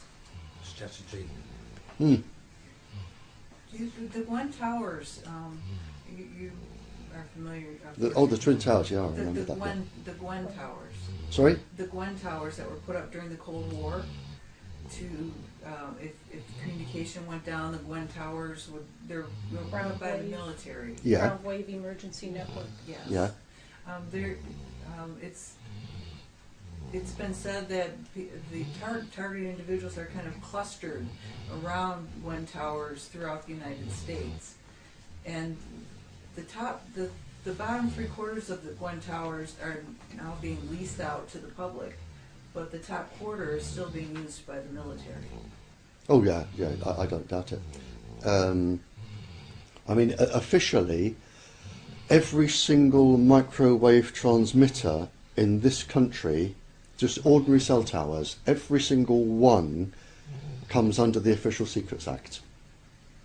And they've done that to stop people complaining to their members of parliament that they don't want it there. See, once you put something under the Official Secrets Act, you can't challenge it. Not until 20 to 30 years afterwards. No. Right. Well, I have a question for you. Come on, yeah, that's just if you're targeted Yep. and by microwaves, Yep. does the weather have a difference? Does it make a difference if there's a clear weather or raining or windy? Not really. Not really. No. I mean, you will get some reflection if it's got to come through rain, hailstones possibly, snow, but generally no. Generally, It no. won't make any difference. Okay, unnoticeable. No. Right. No. Okay. No. Can voices in the head somehow be recorded, or that signal? I think Stephen had a better way to put it in words. Signal be interrupted to be read before it reaches a person. Yeah, well, we were wondering if you can record the signal that's being sent to you. Can it be picked up by an analyzed spectrum, and then afterwards decoded to see what's being sent to you? Yeah. That's possible. Oh yeah. Okay. A spectrum analyzer. I just need to let the dog into the garden. Hang on. You're okay, lass? I'll do that. No, I'll let him into the garden. Yeah. Go on, let's go in the garden. Go in the garden. Right. Come on, then he wants me to. No, go on then. Yeah, just leave the door. Yes. Can the signal be picked up? Yes. How does that work? How does the spectrum analyzer work? That it could be read, like Stephen has said. Yeah, we know we can pick it up. The signal is not the hard part. It's more the hard part is decoding the signal to see what's being sent. And we wondered how is it possible and how can you? You would need to know what frequencies they're using, and you would need to know how to decode it. But you could. You could, it's I mean, possible. theoretically, you can. Yeah, of course Right. you can. If you can send anything, it can be decoded. Sure, and recorded. Yeah. Oh yeah, because if I wanted you to hear a voice of an angel, I would send first of all the microwave, which would be the carrier wave. Then I would put the modulations on. Now, if you think of an airport, and think of the conveyor belt that carries the suitcases. Is a big rubber conveyor belt going up to the hold in an airplane, or they used to have them. So you've got this conveyor belt like an escalator, or what do you call them in America? Not an escalator. The moving staircase. Escalator. Yeah. So imagine that. Okay, that's the ordinary microwave coming towards you. All of the suitcases that are dumped on to reach the aeroplane. Right. They would be the modulations. Okay. So each modulation, as it comes, it would trigger something in your brain to make speech, just like an ordinary sound wave. Right. So all of the sounds, the colours, everything, they would be modulations.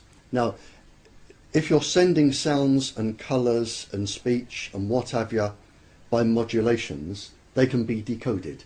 Of course. Theoretically.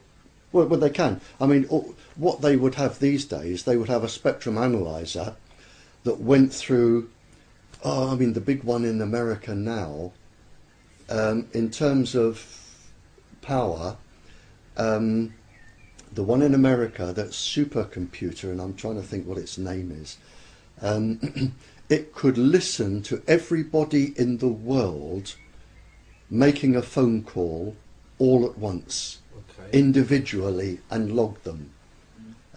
So if you've got a computer like that can scan all the trillions of frequencies and think, well, that doesn't work, but that makes sense. It's like decoding, Right. and that makes sense.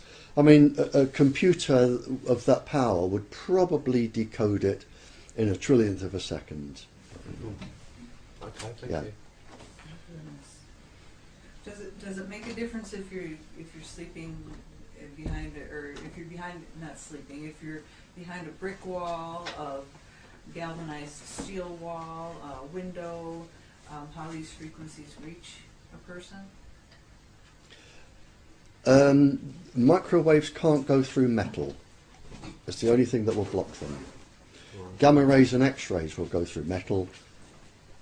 Microwaves can't. So they will go into the metal, they will make it vibrate. But microwaves cannot go through metal. So the best way to stop microwaves is metal. With clothing, they now weave in copper thread or silk thread. That stops microwaves. Microwaves are very easily stopped, but they will go through brick, concrete, they'll go through anything quite easily. What they cannot do is go through metal. Does it have to be grounded? Does it have to be welded together? Does it have to be a perfect box? If you're putting up some form of metal defence, like around a house, yeah, please eat these biscuits, won't you? If you're putting up some sort of metal defence around your house, don't use cooking foil, because cooking foil has holes in and microwaves can get through. Thin aluminium foil or tin, that'll stop it. And the easiest thing to do is, if you do a wall, I mean, people use radiator foil, is the best thing. In cold countries, like your country, you can get radiator foil, but it's shiny foil you put behind fires and it reflects the heat back into the... it's like very, very thin tin. So if you do a whole wall and you've got a lot of microwaves that will build up charge, all you need to do is just connect an ordinary little piece of wire like this to the bottom corner, just run it under the carpet, out into the garden, connect it to a knitting needle that's metal, a metal knitting needle, and stick it in the ground. That's it. Right. To conduct. Well, as you get a positive charge build up, the electrons from the ground will come in and neutralise it. Otherwise, you'll get an electric shock. Really? So can they, if you have, say, you put up in the defence like you explained here, Yeah. can they send, like you say, can they change this their wave to a gamma or an X-ray and start to attack you with No. different waves? No. No. No. You need a nuclear cyclotron to generate X-rays and gamma rays, and they would never ever be able to do that, because if you think of the speed of these waves, they can go round the world 7 times in a second. So if you start blasting a house with X-rays, you're going to blast everybody in a straight line until it gets to the curvature of the Earth, Right. and you're going to kill everybody in that straight line. Okay. So no, you'd never use gamma rays or X-rays.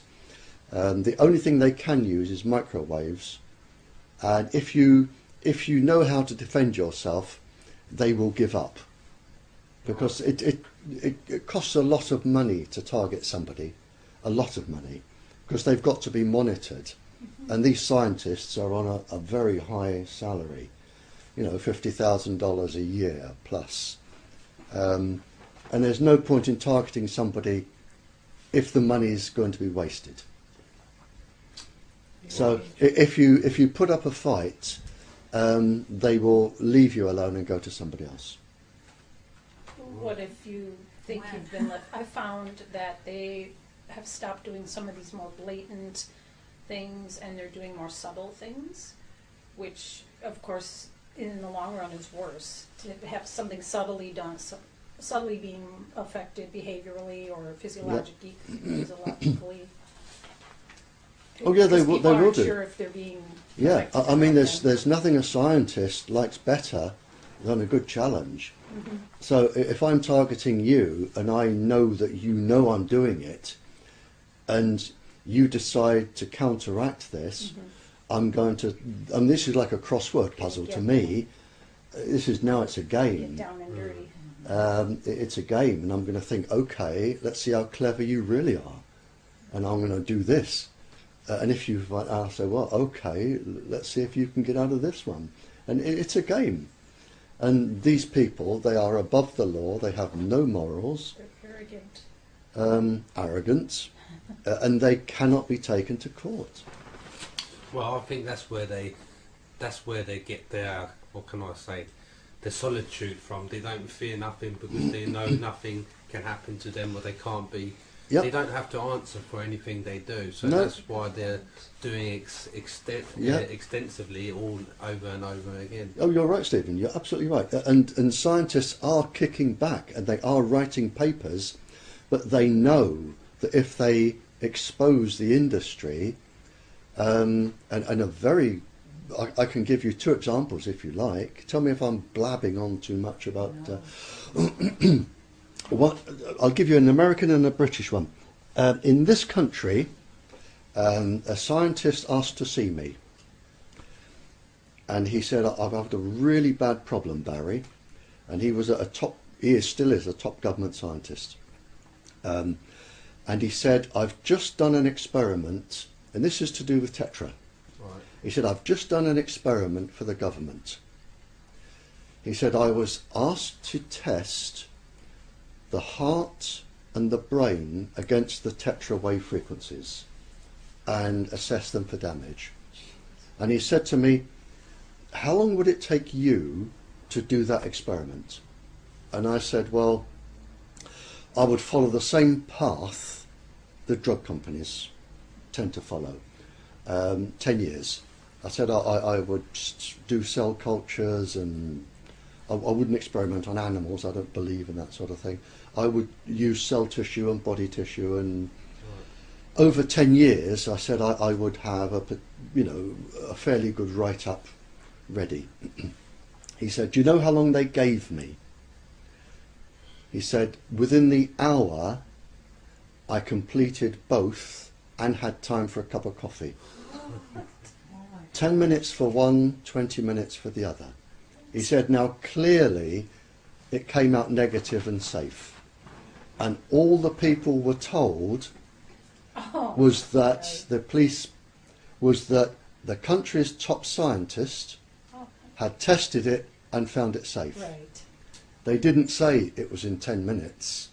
And he said, now I know this is going to cause cancer.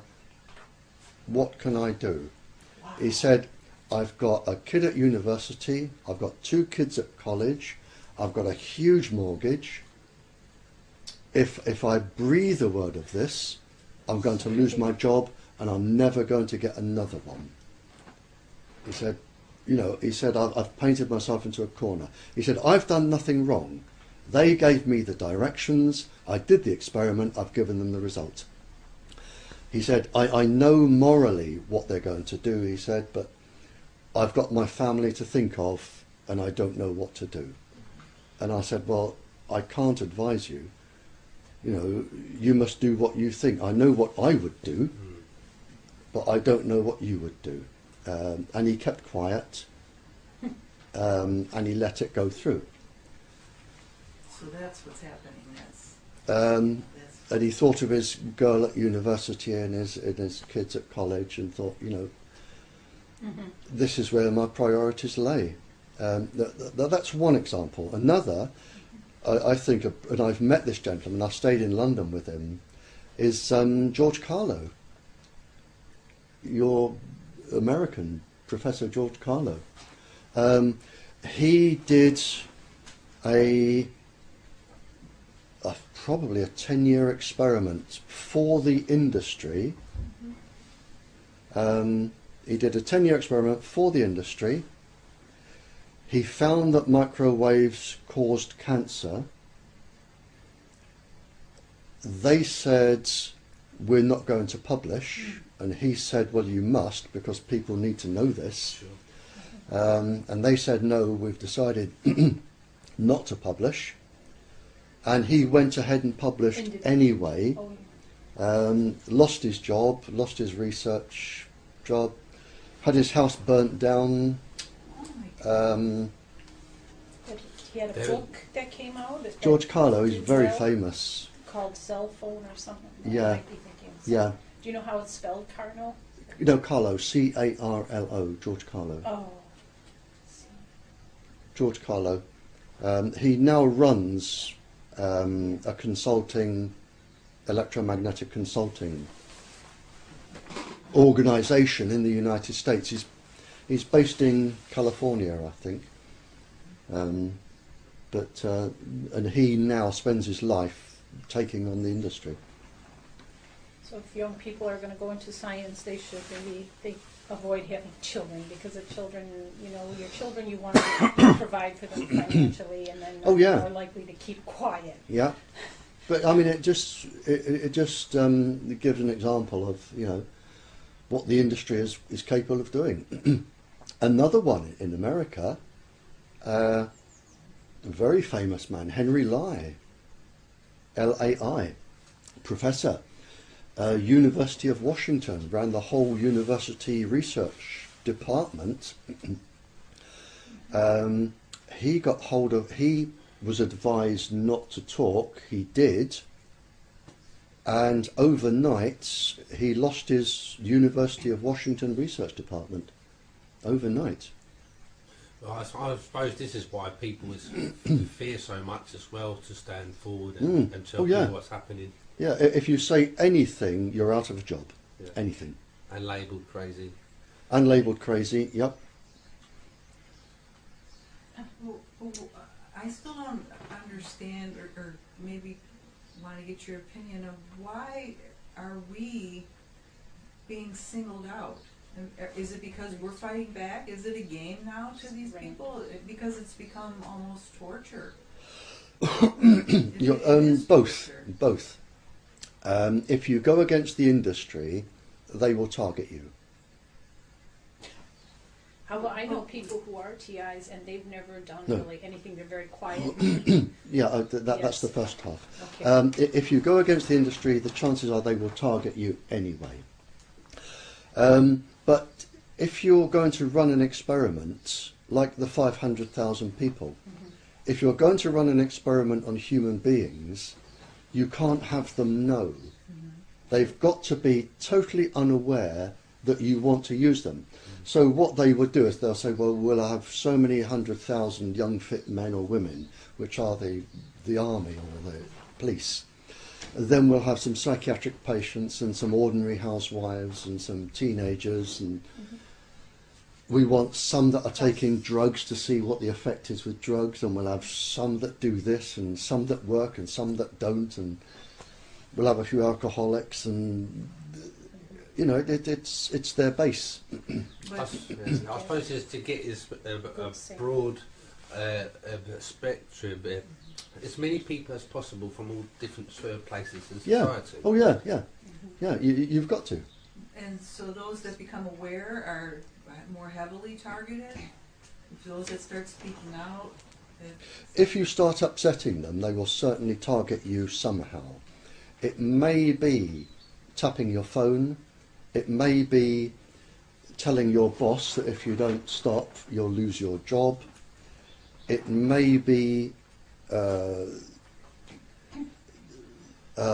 visiting your children on the way home from school and say, you tell mummy that nice man from the communications industry says hello, which I've known happen. It may be they will follow you, they will let you know just to stop you going after them. Yeah, I feel that maybe there was someone working covertly who let some of us know, because I really don't think I'm that smart, and I just started sensing things, figuring out things, and I don't know if that person put some sort of algorithms tweaked in to HARP or whatever they're shooting out to let us know and do us a favor on the one hand, because otherwise my life would spiral out of more and more, I would have more and more personal problems with this stuff affecting me. Yeah. So. But they will also target your computers. You will have computer problems. They have the ability to download everything in your computer, which is one of the reasons I don't have one. If you have a computer, they can download every single thing, even the things encrypted, like your bank statements and your personal, they can download the whole lot, read it, they can change it if they wish, and they can put it back, and they can put it back with anything they want. And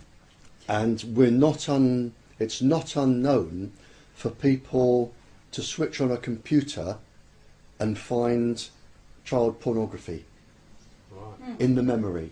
And then there's a knock at the door, and you give up then fighting the industry, because now you've got to try and work out how it got there, convince all your neighbours you're not a paedophile, tell the police, and you could end up in jail. Right. So do they need to get on your computer, as you said? They don't need to connect. They don't need to do that manually, obviously. No. Do they need to turn on your Wi-Fi, or can they do that from a remote? They can do it from a remote. They can turn your Wi-Fi on from a remote. But they can get you anywhere they like with a computer. Okay. I mean, even if you've accidentally answered an email or one of these things and it's a sex site, and even if you've cancelled it, it's still there. It's in the memory, it's in the hard drive. And all they've got to do is knock at your door and say, "Excuse me, Mr. Stephen, you've got pornography on your computer," and you say, "Yes, but I deleted it," and they say, "Ah, but it's your computer, and you've got," it's like having stolen goods in your house. Well, you're being implemented. And it's on the newspapers, dunk, dunk, dunk, and your reputation's finished. Oh, that's classic character assassination. Yeah. These steps that I've gradually found out, this is what they do straight away. They label you as crazy, label you as a murderer or terrorist or paedophile, absolutely. as you said, and sometimes label all things together. Yeah. So one thing doesn't work out for them, they've got so many other things to fall back on that your character and your friends and your family is going to be lost until you can actually prove these things are going on. And people that may think something's wrong here, we've known him for years, he's not like that. But they are either intimidated or being brought off. And this is what I found personally. Oh, absolutely. I mean, we've had, when I was invited to speak to the Welsh Parliament. I've addressed several parliaments. When I was invited to address the Welsh Parliament, and it's on the internet, addressed to Welsh Assembly, I think the first thing I did was pay tribute to 5 or 6 very skilled research scientists who all very suddenly committed suicide. Right. Supposedly commit suicide. Yeah. One of them the day before his honeymoon. Oh, please. These were what type of scientists? Well, doing this, the work that I'm doing. Yeah. In the last. In the last few years. Oh, they certainly give you the idea to commit suicide as Oh yeah. well. As I say, George Carlo had his house burnt down. Henry Lai lost his job. I'm trying to think of the chap in Sweden. What's his name? Johansson. Ollie Johansson. Ollie Johansson, Professor Johansson, Ollie Johansson of the Karolinska Institute, Stockholm, in Sweden. he sent a message out just last week to say his computer is being interfered with, and he's being targeted, and no mail is safe. That's the story of most of us. Yeah. It goes in stages. Yeah. And then we become electronically harassed. Yeah. Right. Can you hear that? I must just go out and feed the birds. They've eaten all their breakfast. They're a good boy. I know. So are you contacted by many people regarding Sorry. our issue? Oh, we're back on. Are we on? We're recording, are we? Yes, sir. Right. Okay. Would you like me to start over? Yeah. Just. I Sorry. apologize. That's okay. Are you all right there? What's the problem? I thought I dropped a little, one of those stick-like chocolate. Oh, don't worry about that. But I don't think I. No, he'll get it. Don't worry about that. Oh, it's a finger. Yeah, a chocolate finger. Don't worry about that. Okay. No, he'll find that. He'll be all right. And then we'll start.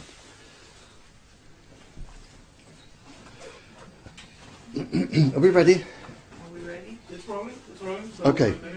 Do you hear from other people like us who are being targeted? I have around 900 communiques a week. Usually by telephone, because I don't have a computer. The phone goes sometimes almost continuously.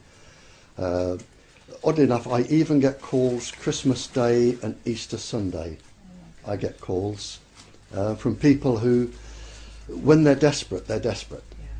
I don't think I've had a single day when somebody hasn't contacted me, I don't know, for 12 years. Not a single day. But 900, there are a few ladies around the country, and people know these ladies are in touch with me, and they email the ladies. Oh. They send the ladies emails, and the ladies can collect up the emails, and they put them in envelopes and send them to me. So 2 or 3 times a week I'll get a big brown envelope through the door, and it'll be a whole batch of emails, but it works, you know. It's and some people, like in Africa, a township, they clubbed together, because you have to pay for emails, they clubbed together to send an email to a lady who posted it to me for help. You know, and then I can sort of send a message back, or I can, you know, I do whatever I do. So I have what I call an overseas box. I don't accept gifts or money or anything, but when I visit a country, if there is anything left over from the travelling expenses, what I do, I say, you have £20 left over that I didn't spend at the airport. Right. Can I put it in my overseas box? You know, and they say yes. You know, and that goes to Africa and India and photocopy and stuff like that. So other people mainly target people in Africa as well? Quite a lot, yeah. There's quite a lot of people being targeted, and just a lot of people who are just electrosensitive or being made sick. Just, you don't have to be targeted. Just, you know, we know that probably a minimum of 1/5 of any country's population are going to be ill without being targeted. In the future, or well, or it's usually as soon as you switch the transmitter on, it's instant. It may take 18 months for all the symptoms to show. It may take 2.5 years, but we know that 1/5 of a country's population are going to be ill within the first 5 years. really? And we've got 14 very long epidemiological studies to prove that, and 2 of them by the industry themselves, when they actually said these microwaves can cause cancer. And still no government listens. Well, no government wants to turn them off. No. They're too useful. There's too much money, too much information. So the government are painting themselves into a corner. I mean, whether they think that when they finish being government officials, they can get on a bus that will take them to another solar system, they haven't thought that far ahead. You know, it's, I can get a knighthood and I can do this and I can do that. And So the same people who know it's harming the public are the people who are allowing it to happen, and Yep. they're being, their health is being affected also. Mm. So it just It's- doesn't it's- make any it's- sense. yeah, it is totally ludicrous. Do you feel yourself you're being targeted in any way? Or? I've had 3 death threats. 2 of them in the forest where I walk the dog, and 1 of them at a conference. But to me, it's like the schoolboy bully. Right. And what we've got now is schoolboy bullies that, with the permission of the principal, saying you can bully anyone as much as you like, and if you get any trouble, send them to me and I'll deal with them. Right. And I've never liked schoolboy bullies, and you've got to stand up to them, and if I'm the only one in the world, I shall stand up to them. But I won't be bullied. And in fact, as I said, I'm trying to think who I said it to now, but one of them threatened me and said, you know, you're not going to live very long with this. And I said, when you get back, say to your boss that I'm in the forest every day between 9:15 and 10 o'clock with the dog. I'm the old man with a stick, wearing a red coat and a black hat and a black Labrador, and that's where you'll find me. Wow, thank you. And the public needs to know that the fact that you are getting these threats, gee, that means this is true. You are not misinformed. You are not deluded. Oh, no, you know you're right. If I were wrong, they would take me to court. I have begged them to take me to court. Because I can't afford to take them to court, but if they take me to court, I can take 3 years. Do you feel you're being harassed with frequencies or and those sorts of things? I've got this house insulated. You do, Funny you say you have your house insulated, but I'm still getting affected under this beating. I am too. Are you? Yeah. But that's probably because we have transceivers Yeah. in our bodies. Yeah. Yeah. So is it a lot hard, like you said before, you describing how to defend yourself against the microwaves? Is it harder to defend yourself if you have microchips in you? No, it's quite easy. You just get it taken out. Now, Well, yeah. yeah. Find anyone to take Um, them out. Come here. If you think he's got a chip inside him, in case he gets lost, or if he got lost, and he'd be taken to a vet. Yeah. The vet has a reader, a little transducer reader, or big transducer, that they put over the body, and it picks up the transmissions. Sure. Okay.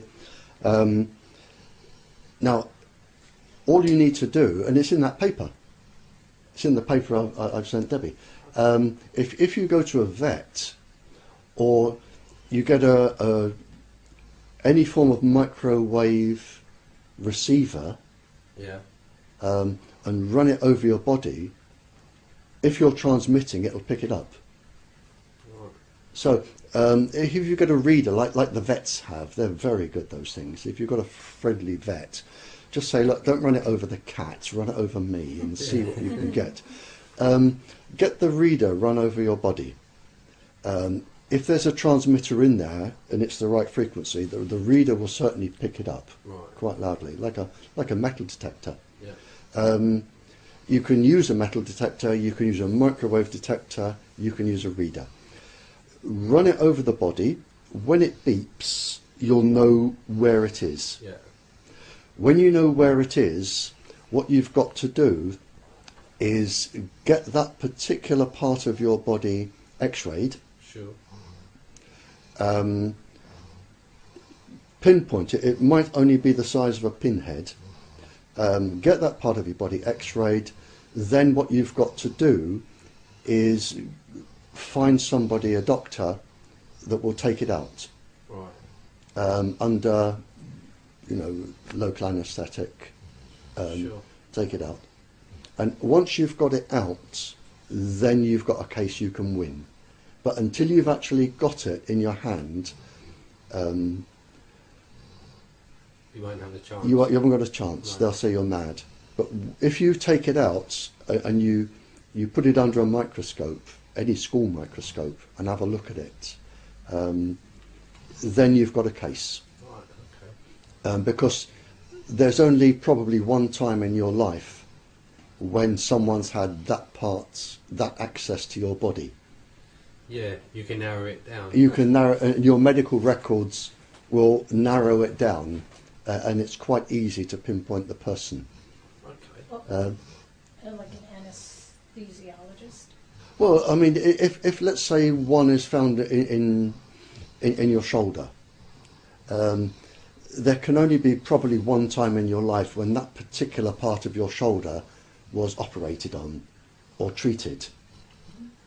But someone could have covertly come in when the doctor left the room, and someone who was ostensibly an anesthesiologist or a nurse or something, and then they just put a little tiny right-size something. You may not get the Give you a individual, shot. but you'll get the actual time and place. Yeah. But it can be done. They can be read, they can be found, they can be located, and they can be taken out. I mean, just a minor surgery, what we call minor ops here, minor surgery, any local doctor will numb the skin and just take it out. And once you've got it, then you have your legal case. Right. One more question to follow up. There's no problem with questions. Go. Okay. If you now I know I'm chipped myself because I have Yep. checked myself and I come up Right. positive, and I have chip here, Yeah. in my forehead, on each side of my head, Yep. and each side of my jaw, Yep. and the lower back here. Yep. So, what does the different places where the chips are placed? What effect does it have, and what different kinds of chip are there? Well, you've got 639 muscles, so they can affect any of those muscle groups. Right. You've got all of the nerves running around those muscles, so they could affect the nerves. They could be near the endocrine glands, that would affect the secretions. Right. That could make you hyperactive, or go the other way, it could make you suicidal. You can actually affect somebody any way you like, really. Really. So if this is your frontal lobe and you have on each side, that's your whole brain pattern, really. Oh yeah, yeah. So that means they're going to have control over your thought, over your vision, over your sleep. Yeah. Have you seen the list I've got of all the different frequencies and what they can do? No. No. Do you want a copy? Yeah, for sure. I'll give you a copy. Yeah. If I show you the list, it's. I'll get it in a minute. I'll before you leave, I'll give you a copy of the list of all the different frequencies that are known and practiced and work, Okay. and you can see. In fact, some people, when they look at the list, they can think, well, they make me do this, and you can actually see the frequencies that you're being targeted with. Yeah, I'll be much grateful for that. I'll give you. It's only on a single sheet. I'll give you a copy. Okay. It's the only copy in the world, not piece of paper. It's the only list in the world. Yeah, no, I got you. I compiled it from years and years of government research, and then when I realised how secret it was, the first thing I did was put it on the internet. Right. So it's on the internet, but Oh, I'll give you a copy. Okay. Many victims are finding their emitting or radio signal from their jawline. Yep. Is there a reason why it's always, is it because it's close to the ear? No, it's because of the teeth. The teeth. If you have the old fillings in your teeth, the mercury or the amalgam fillings, the metal-based fillings, they make transmitters. So what you need, if you only need a tiny, tiny transmitter around the salivary glands, they transmit to the teeth. The teeth then can act as big transmitters. Right. Especially if you've got metal in your mouth, you see, they're laughing. That makes sense. Yeah, and then they can transmit to the brain through the teeth. Oh my God. Just through the nerves. Yeah, Yeah. yeah, Okay. yes, metal. I have a question. We seem to have discussed how a problem is that if people try to talk about this, they can get death threats. Absolutely, Or, yeah. or other, Yep. or they can lose their job. Well, it seems that now it has gotten so widespread, military, but now it's in the cell phone industry and satellites, maybe HARP, so widespread, universities, that why can't they stop the unrelenting defensiveness? You know, if people are to talk about it or try to convince other people or to have lawsuits, you know, any one of those institutions, government or industry, could say, "Oh, no comment," or "We didn't do it." You know what I mean? Why is there just still this continual heavy intimidation? How long can they deny it? Well, Yeah. I've got a legal case coming up in the United States, partly to do with this, but you can't go straight in with what they're doing. You've got to come in by the back door. Now, we've got this, it's a highly publicised case. I'm one of the scientific witnesses, and only a couple of months ago I was in London with 3 of your lawyers. This is the case going on in Oregon with the little girl who doesn't want to be microwaved. And she's taking on the industry. And the industry have said, well, take us to court. And Daddy is a lawyer and his best friend is a lawyer and they have law firms. And she said, fine, this is my interpretation, you know, I'll take you to court. And she has. And a few months ago in London, the industry's lawyer came over to interview me and another scientist. I think he's interviewed me for 5 hours as a preliminary. And the little girl was there, and her 2 lawyers were there. It's what you call the deposition. He came over and asked questions, and they've all gone back. We're just waiting now for the court date. But once I can get in court, I can blurt all this out in court. Yeah.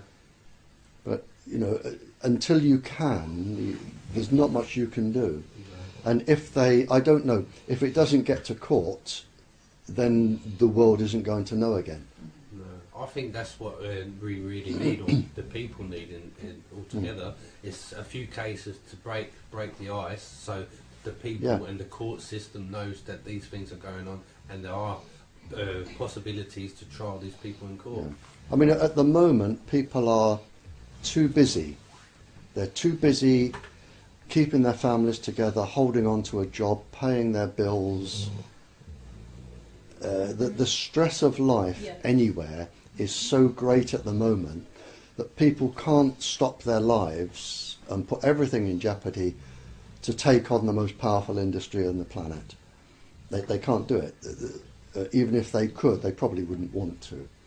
You know, it's down to people like you and me, and a few others, Just trying to get the to try and get the word out. But we're getting there, but it's going to be slow. As I say, it took 30 years to stop X-raying pregnant women, and 20 years to get cholera recognised, and 30 years to try and get smoking after it was known to cause cancer. So nothing happens quickly. No. Do you have any questions you'd want to ask us as victims of this? No. Okay. I know exactly what you're thinking. I know exactly what you would answer. I have spoken to hundreds and hundreds and hundreds of people. I have, well, it's sort of a question to you and a comment. Yeah, that's okay. There was a document, and it was called something like Selected Bioeffects of Some Non-Lethal Weapons, and it was supposedly became unclassified. And in this document, they talk about how some of these technologies or weapons affect elasticity of the skin or of cells, and some cause epileptic-like waves in the brain in an effort to entrain the brain. Now, I was really somewhat happy when in 2007 I had an EEG. I have never in my life had a seizure, but the EEG showed epileptic-like wave spikes. Mm-hmm. And now here's a funny thing: unless the people doing this to me have done this to quote unquote play me, someone's told me about something called Lyrica. That's the brand name, and it's for fibromyalgia, which I was experiencing along with chronic fatigue. But anyway, and when I said, okay, I'll try the medication. And when there's a whole printout about what the medication can do and then what some of the side effects are, I was really surprised to see this. It said Lyrica for fibromyalgia, blah, blah, blah. And one thing it said was it may help block or prevent some types of seizures in the brain. And when I saw it, I was like, wow, because I don't know anything about the whole field of seizures in the brain. But when I saw that, it was strange, and I do not know if I still take Lyrica. I do not know if it helps me, because I have friends who seem to have worse things happening to them, although I do have my share. They can make me tired all day when it's time, as you know, you've probably heard it all. When it's time to go to sleep, with a flick of a switch, I feel 100% better. So what would you think about that possibility? That's what I kind of asked you before about possibly substances which can protect on a cellular level? Right. Your brain has, in terms of fits and epilepsy, your brain has a feedback loop. Granule tissue, basket cells, and mossy fibres. Mm-hmm. Mossy fibres, granule cells, basket cells, the three of them. Now, those three components make up a feedback loop. Now, by feedback loop, if too much electricity goes into your brain, what this circuit does, rather than have the electricity come out into the brain and start upsetting all the cells, it can feed it around a loop until it's safe to release it in small batches. It's a bit like a fuse, if you like. So it's called a feedback loop. So if you get a surge of electricity, it winds it around this circuit in the brain rather than have it come straight out in the brain. Does that make sense? Yes. Yeah, okay. Right, now what can happen is with microwave irradiation, which generates electric currents in the body, as the microwaves go in, the magnetic field actually generates electric currents in the body.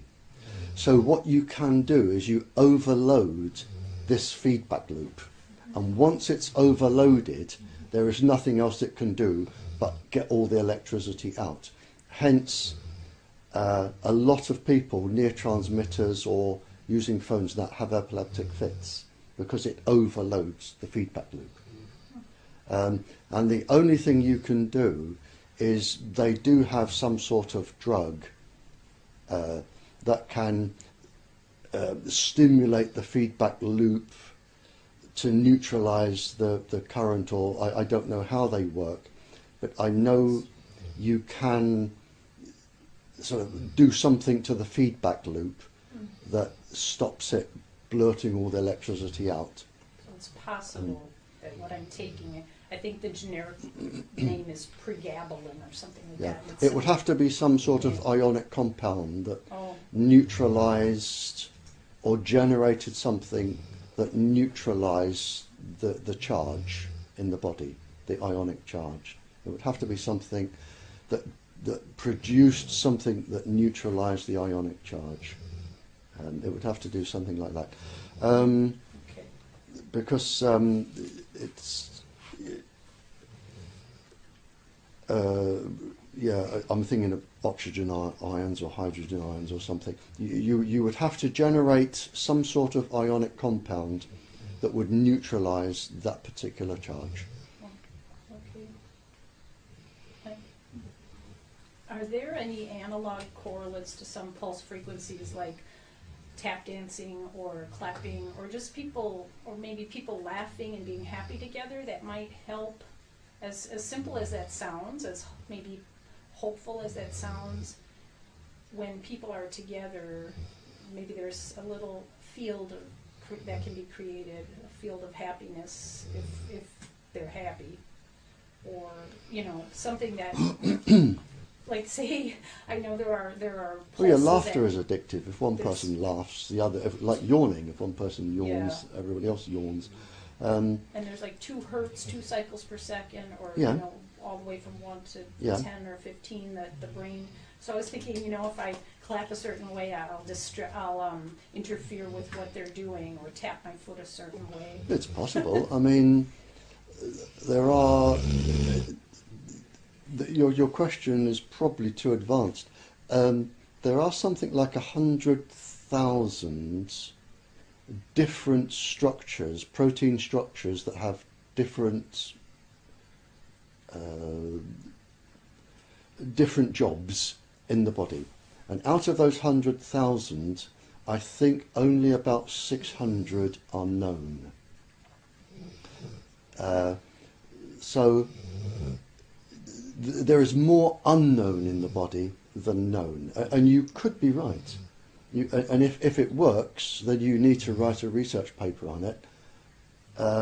If you can find something that works, you write a research paper and get it published in one of our magazines, and then somebody like me will read it around the world, and they will say, well, I can add to that, because I know the chemical. The problem we have today, and this isn't an opt-out of trying not to answer your question, the problem we have today is that scientific knowledge now is so specialized.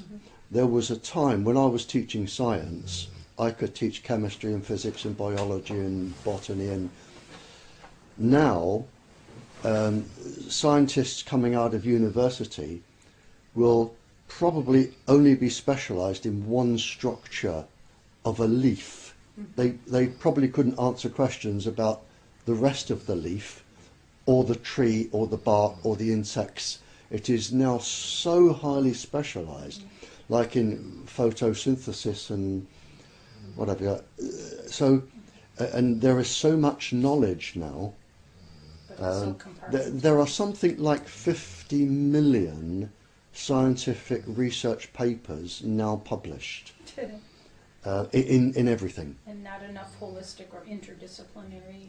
And now if you're an expert, you can only be an expert in the tiny, tiny, tiny little fraction of those 50 million papers. And this is the problem. And I remember talking to a scientist who designed aeroplanes once, and he said there was a time I could design the whole aeroplane.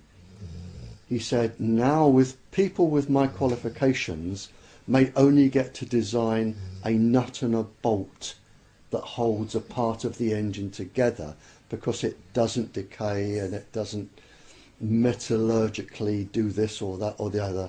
He says we might only now do a nut and a bolt, and he said we certainly couldn't do a wing. No scientist could possibly do a wing for an aeroplane. No way. Really?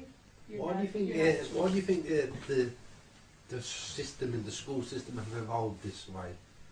That people can only do fractions of what they used to be able to do. Well, it's just knowledge. Knowledge grows. You know, I mean, when you go to university and you do a degree, you spend the first 3 years learning what everybody else has learned up to that point in time, as some of you may know. Then you spend the last year doing new research that hasn't been done before. So every single university student is doing a dissertation in something that hasn't been done before. At a master's level. And then that's published. That's where your degree comes from. The first bit is just really learning.